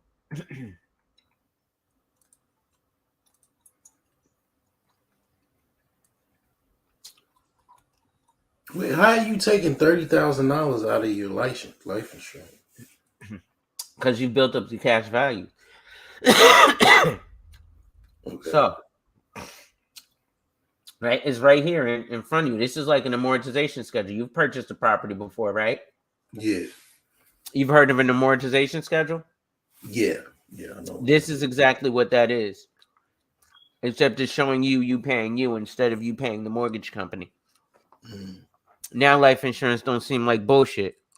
Right? Now if I could get more niggas to sit down and watch this shit, yo, you gotta send me this clipped up or something, bro. Right? But peep game. So remember, all that bread you put in until you 65, right? So you put in, 240 racks, right? But now you're getting $30,000 a year until you're 85. And at 85, finally we knocked down your death benefit. So at 85, your death benefit will be $399,000. I'm sorry, your cash value will be $399,000. And your death benefit will be $591. But then when you stop those distributions, because of the compound interest, the policy will keep growing. Wait.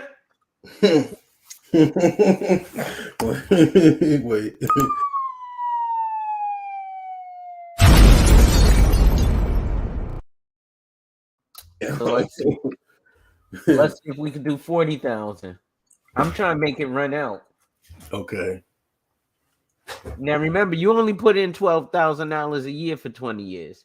Okay. But remember, you're getting back at this point $40,000 a year for 20 years. Right? Let's see if we can make this one work. I bet. So it's at 40 racks, it zeroes out. So, Okay. you put in $12,000 a year for 23 years. I want to do the math. Right? 12,000, right, times 23. So remember that's 276,000, right? Now we're gonna get 40,000 times 20. Mm-hmm. 800,000. What was the other number that I have? 176. Mm-hmm. Right. It was what, 176,000. Yeah. So that's will come up with 624 racks. Mm-hmm. Now let me ask you this. I don't know. I not actually so much ask you. I just want to mention. So, like, I'm trying to rebuild my credit, right? So, well, let me just tell you a story. It's just kind of humbling. So I'm rebuilding my credit, right? And I got these credit builder credit cards or bad credit cards. Mm-hmm. Well, I'm at lunch, right? And these two white boys in front of me. One of them pulled out a Discover card, and the other one pulled out a Chase Sapphire card. Okay. When I come up to the register, I got some like dingy card that you can tell it's like some bullshit ass credit card. It's like Milestone or some shit. It's like that was just kind of funny, man. That's all. Nah, that's what's up. It just kind of has me think about this because white folks got all of this shit plus more. Believe it or not, they don't. They don't. Remember, bro, you saw the numbers of the wealth distribution? Yeah. Mm-hmm. Those are the people who are taking advantage of shit like this. Most people are taking advantage of status quo bullshit. I need my 401k. Sue Zorman and Primerica and all the financial advisors in the world tell me to buy term and invest the difference. Mm-hmm. That sounds so much better. I want a money market account. I'm going to put my money in Goldman Sachs. What company do you work for, Alonzo? Does it fucking matter? I just showed you numbers that blew all your shit out the water. Mm-hmm. I mean, they like statistically they would have to, I mean, I know the wealth disparity. We just looked at that. Yeah. I mean, but as far as like the wealthy are, who are tapping into this mostly, as far as you know. On average, annual income is about 200,000 plus. Yeah. So Asians, white folks. Yeah. So I actually just read an article earlier. Ironically enough, I still have it up. Am I sharing my screen? Yes. All right. So it says financial advisor demographics and statistics in the U.S. Right. So there's less than 250,000 financial advisors currently working in the U.S. 241,225 finance advisors currently employed in the United States. 27% of those are women and 72% of those are men. The average age of a financial advisor is 44. The most common ethnicity of finance advisors is white at 72%, followed by Hispanic at 9.5%, Asian at 8.3%, and Black at 5.6%. Okay. Financial advisors are most in demand in New York, obviously, where I work. New York pays an annual average wage of $111,661, the highest in the United States, which is why the financial advisors are most in demand in New York. New York is the best state for financial advisors to live, which is probably why I love New York. And financial advisors are 61% more likely to work at private companies in comparison to public companies. So one of the reasons most people miss out on this, not just black people, but especially black people, is because we're brand loyal. Now, that's part of good thing and part of bad thing, right? The reason we wear Gucci is, yes, partially because it says Gucci, but because Gucci is associated with quality items. Not just is it that expensive items are expensive, but expensive items used to be annotated with quality, not just, oh, I got this belt that says Gucci, so it's $500. Mm-hmm. Mm-hmm.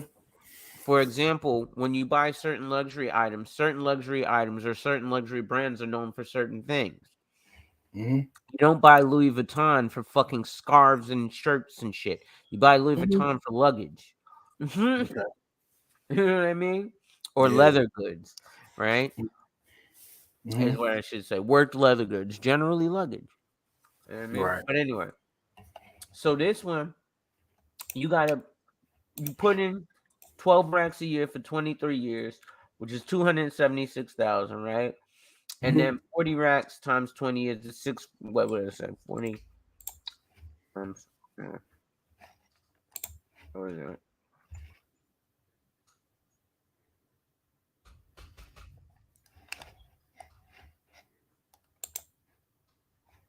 Yeah, so that's $800,000, right?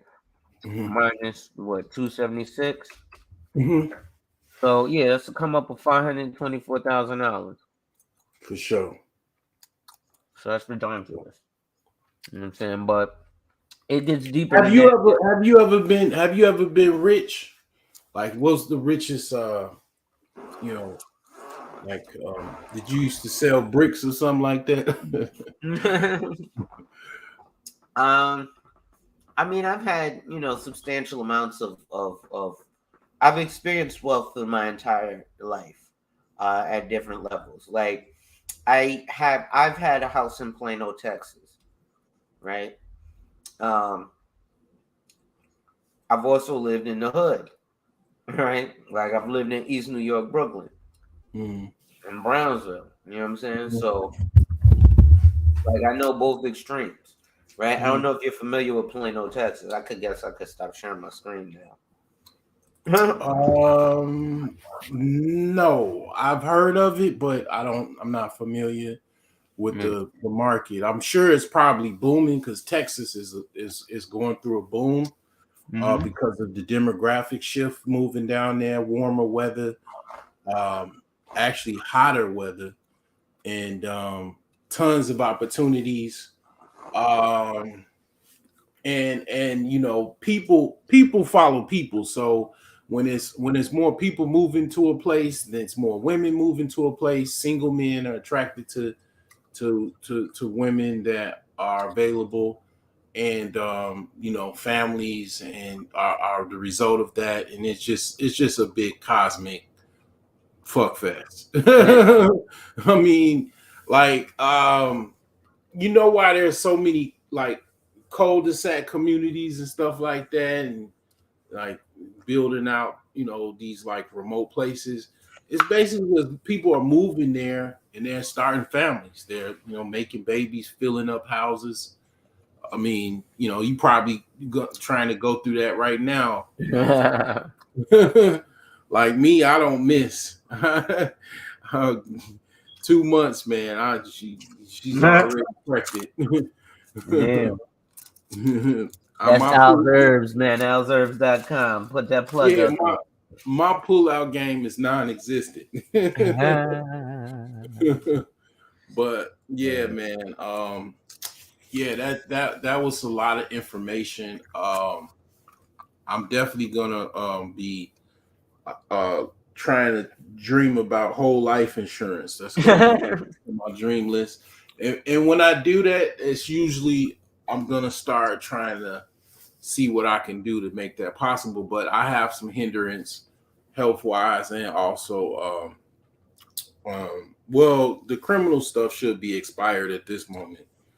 So health-wise, again, don't let that discourage you. I'll show my screen one more time just to kind of break that down, right? Yeah. So let me just do this right back. Okay. Right. So now remember when I just showed you, the preferred plus, right? So non-tobacco. Let's say worst case scenario, you're a tobacco user, right? So tobacco triples your price, just so you know. Damn. Right. Woo. That the price of squares just went up. So, that $1 million to get you a $1,000 death benefit, but your cash value, 10 years, you put in $120, you got access to $59K. Wow. Them squares fuck you up. Yeah. Right? But even then, let's say you're even fucked up worse than that, right? Now, I know you don't do the squares, so let's say I start you off at standard. there's a couple of ways that can go. So you can get table rated all the way to up to, let's say, F, right? Which means that they just increase your premium. Means so it costs more. you're effed up, meaning you health wise you're effed up. Yeah. Right now, again, this is worst case scenario. So in these scenarios, your cash value doesn't grow as much, but even in this scenario, with a table F, it's still better than using tobacco, right? Because at least at the end of 20 years, at the end of 10 years, you put in $120, you got access to 92 instead of access to 59. Smoking fucks you all the way up, bro. Yeah. Damn. Yeah. That's $30,000, cuz. What would be your death your death benefit would be 400,000? Mm-hmm. Oh, okay. It's not that bad. The benefit here is 500,000 though, but still it costs you more. Mm-hmm. Oh yeah, it's $1,000 premium. Okay. Yep. That's it, man. I ain't gonna show no more. I could do this shit for hours because it's mad tips and tricks and little shit that niggas don't know. Right. You know what I'm saying? Like niggas be online talking infinite banking, buy term invest the rest. They don't know what the fuck they're talking about. You know what I'm saying? Yeah, only financial channels I watch is let's see, Erica Williams maybe, and I ain't gonna roast her, but everybody can be roasted. I'm sure including me. I know I could be roasted. I don't care. Yeah, but other than that, I was watching old boy that he went real crazy, and he just told all of his bit, like he just got candid about his sexual escapades with like minors. Bluntly camera. Yeah, and then I stopped watching. I was like, man, this dude. Man, I had just heard about him like the month before he did that shit, and then I was like, man, now I can't watch this nigga. He had chomo. Yeah, I was like, damn, dude, this is wild. But you know what?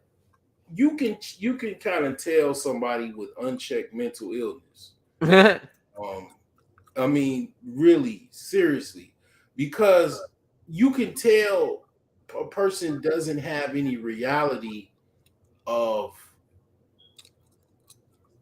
what's real versus what shouldn't be. Like, or what I'm saying is like,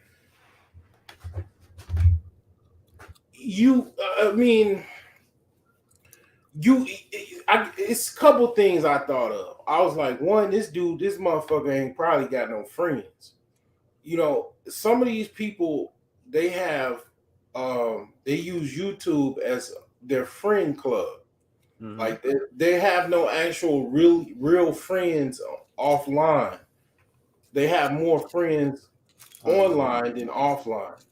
So actually, if let's just say you got 100,000 subs and all these people contacting you on your YouTube, those are actually your real friends in your mind. The human mind doesn't know the difference, maybe.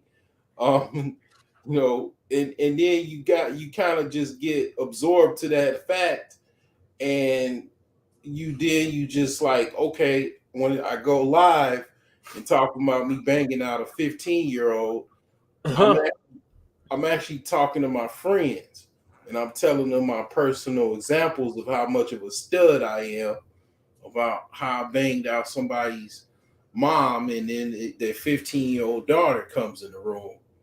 And it's like, you don't have no, like, it's like that's some perverted ass shit, right? To a certain degree, very much so. And the thing is that also, what the fuck you telling like, it's like that commercial, like I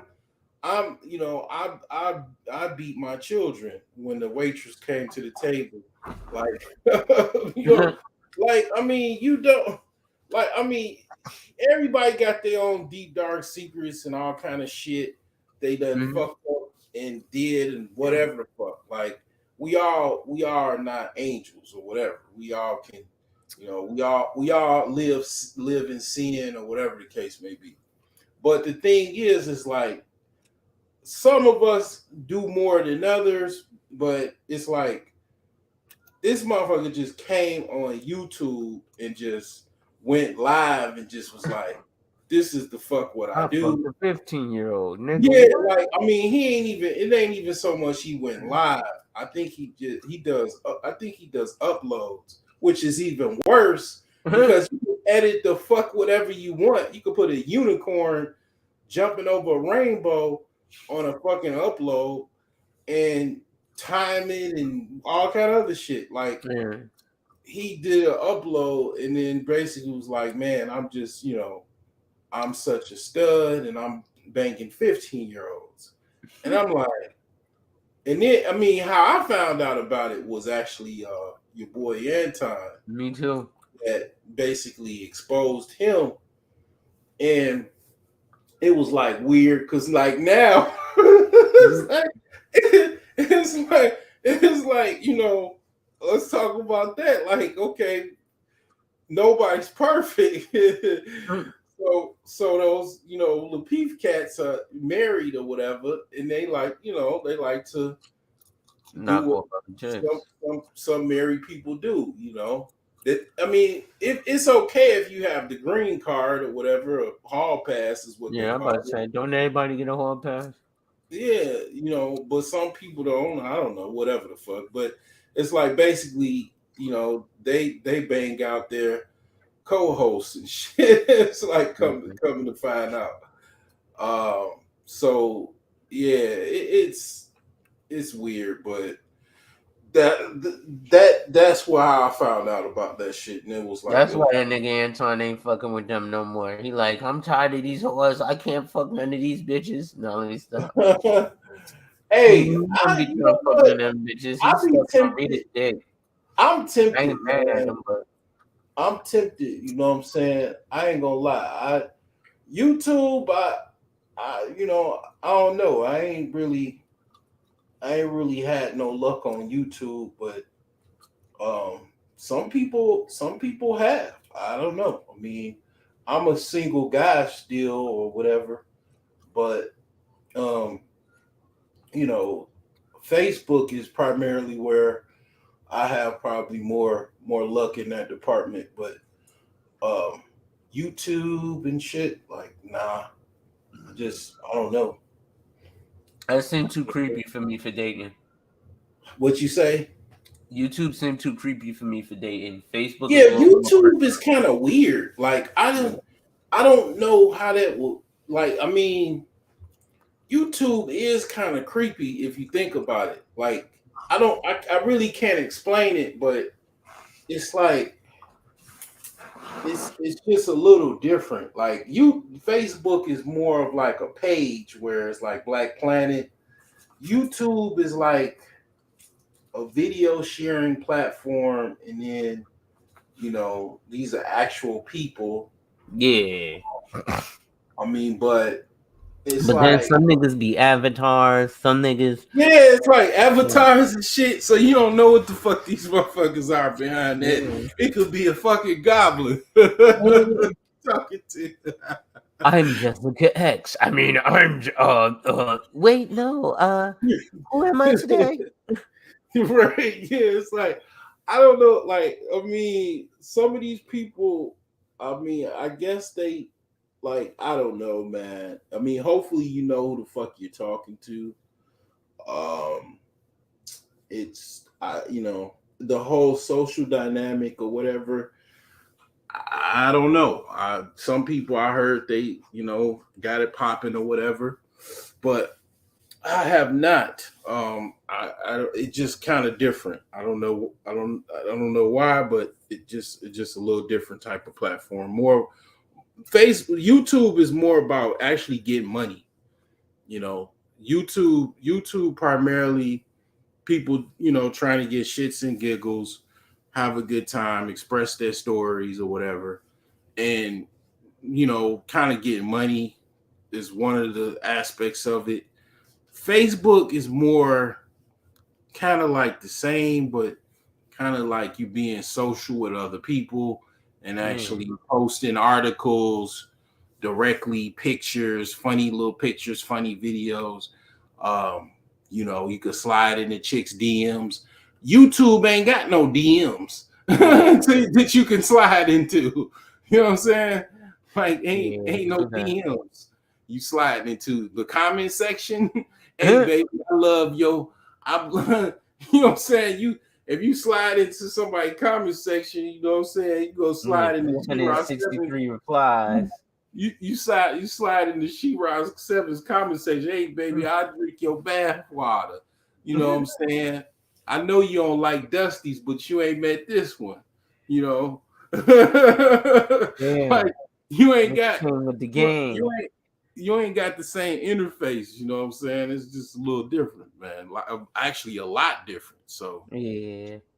Nigga said, I know you don't like Dusties, but you ain't met this one. Right. That's that game right there, boy. Yeah, you know what I'm saying? But I half of these hoes ain't shit to me. I've seen better. But I mean, it's like basically it's just different type of thing, but it's like, nobody that I know of other than like I said, it's a few cats that is like financial guys, but they kind of speak more in generalizations and stuff like that. I primarily be watching like audiobooks on YouTube, construction, examples of like people doing construction work, rehab work on houses. Occasionally, the Negro tube, kind of like hear people cooking each other. I mean, I that type of stuff every now and again, and then some people I listen to, believe it or not, man, it just kind of go to sleep. I'm about to actually do that myself right about now because it's 3:00 in the morning. Yeah. I know I gotta go to work. Right. Yeah. I'm about to smoke me this last J of the night. Okay. Look me up some stuff. Because I was talking to my brother. He's a gun enthusiast. He live in Florida. This nigga got like 3 AR-15s. I was like, niggas don't want beef with me no more. I will go call my brother. Yeah, that's what's up, man. Yeah. But yeah, man, listen, I'm gonna shoot you an email and let's link up. I think I sent you, or I'm gonna email you again this link. I'll send that to you either tonight or tomorrow for you to fill out, and then we'll go from there. We'll set something up, and we'll address all the real life shit that you got going on behind the scenes because you'll need that on your YouTube. Okay. You know what I'm saying? Yeah, for sure. What I just showed you, obviously, you can see there's a play, right? And so we can work on them plays. Okay, yeah, for sure, man. I'm definitely intrigued, man. Definitely intrigued. I'm gonna play this video, and pretty much this is just kind of like an inspirational video, something I saw today.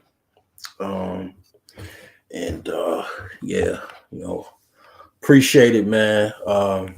It's good information. I'm sure this will be beneficial to those that are trying to take that step forward to having some type of wealth for themselves and their family. That was another pretty good long discussion, man. I didn't think it was gonna be.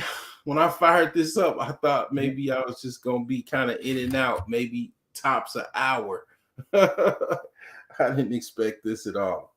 But you know, hey, it was worth it. Definitely worth it.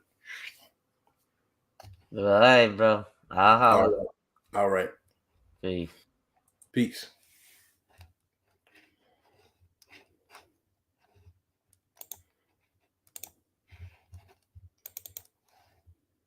If you were afraid of nothing, man, beast, financial bankruptcy, nothing. Do you understand what that would mean? How would your life have changed? Once you become fearless, life becomes limitless. I'm not afraid of anything. I should be dead by now.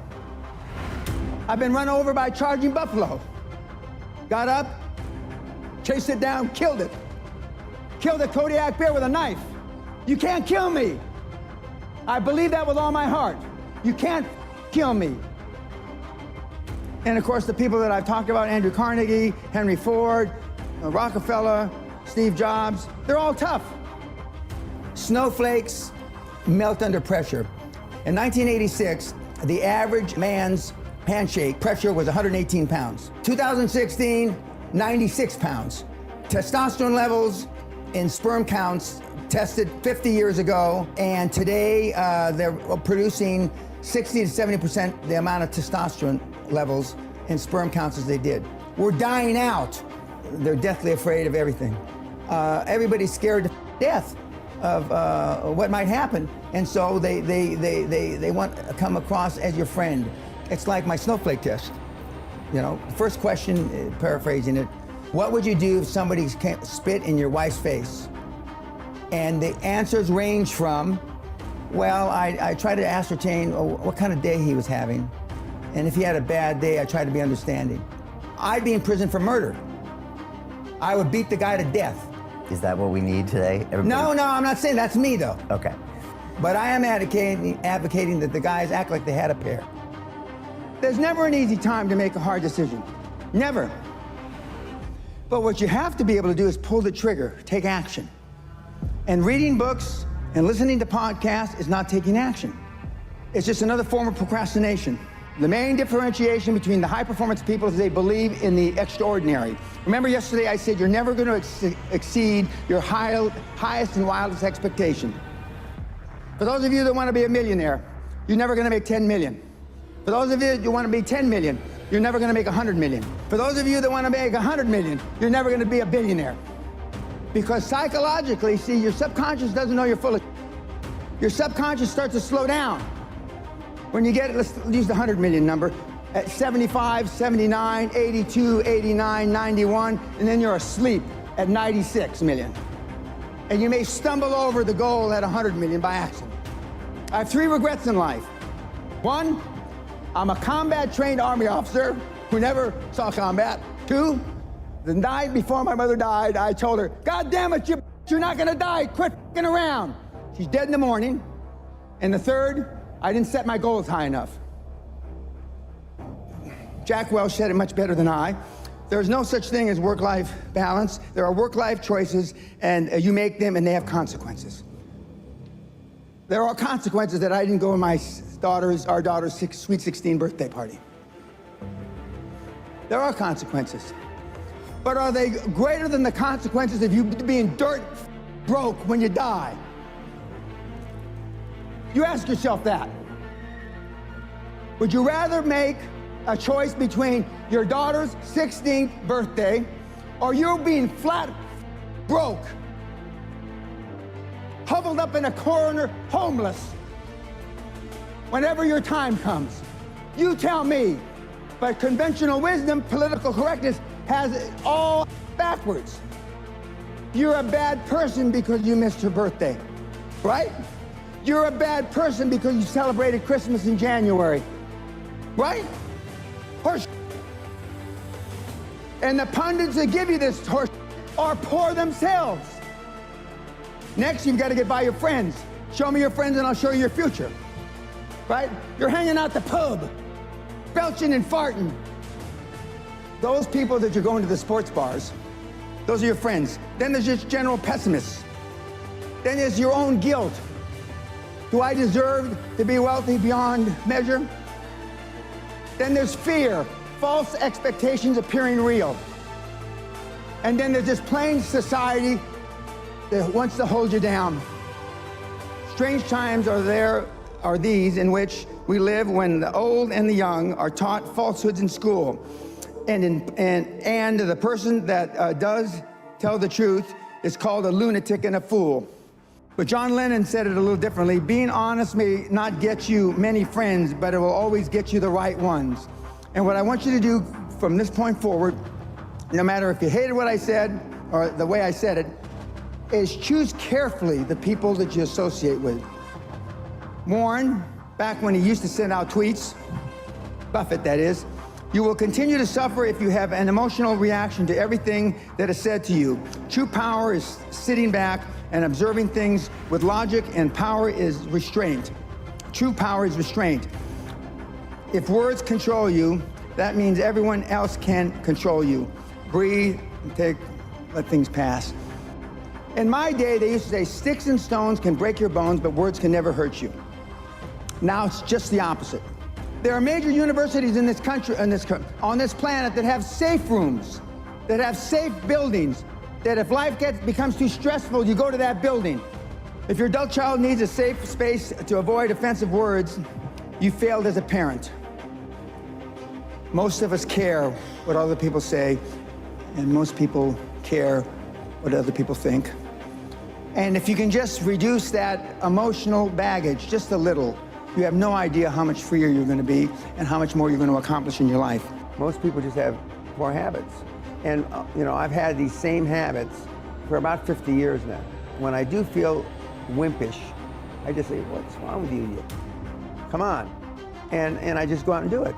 And I know that if I hadn't built up these habits 20, 30 years ago, at age 70, I certainly wouldn't be doing this.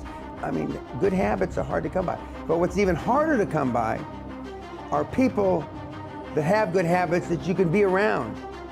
Machiavelli said, a ruler is judged by who he surrounds himself with. If I were to decide what kind of person you were by the people that you are closest to, what would I think of you? How would I judge you? So people don't spend enough time selecting that peer group, even Correct. if they have the good habits. You're Correct. saying that's not enough. Yeah, because they go to default. Okay. What are some of your other good habits, high performance? I never give tacit approval, but I go out of my way to make sure that if I hear both, I tell them it's both. Keeps you with the right people. It Correct. gets your message out loud and clear. Correct. All right, no tacit approval, good. Give me a couple more. Sam Walton's sundown rule. That means that before he left the office every day, everything on his desk, every message that came in, he answered. So I clear my desk every day. All right, so over-communicate, and other people should too. The thing that most of you lack in is time management. The reporting system I use is the reporting system I use as a young officer with NATO. And it's basically, what are you going to do? What are your goals for the day? What did you accomplish yesterday? And challenges. And then the following week, you didn't, when you say what you accomplished, if what you accomplished doesn't relate back to the goals you had set for the week, then there's a disconnect. Well, if you said you were going to do this on Monday, and then on the next week you didn't do it, didn't you do it on Monday, you didn't do it the whole week. And, challenges come up, speed bumps, I call speed bumps. You broke your leg, you did this, you did that, now to me, those aren't speed bumps, When I showed up for my meeting with Klaus Kleinfeld in a wheelchair with a drip, well, I was almost dead 3 days before. I mean, that's commitment. Kids are not programmed for success, but once in a while there are kids that are programmed. That's little Tiger Woods when he's 3 years old on television, showing him how to hit a golf ball. The Williams sisters were programmed for success since they were little. I was programmed by accident. What have you done to program your children for success?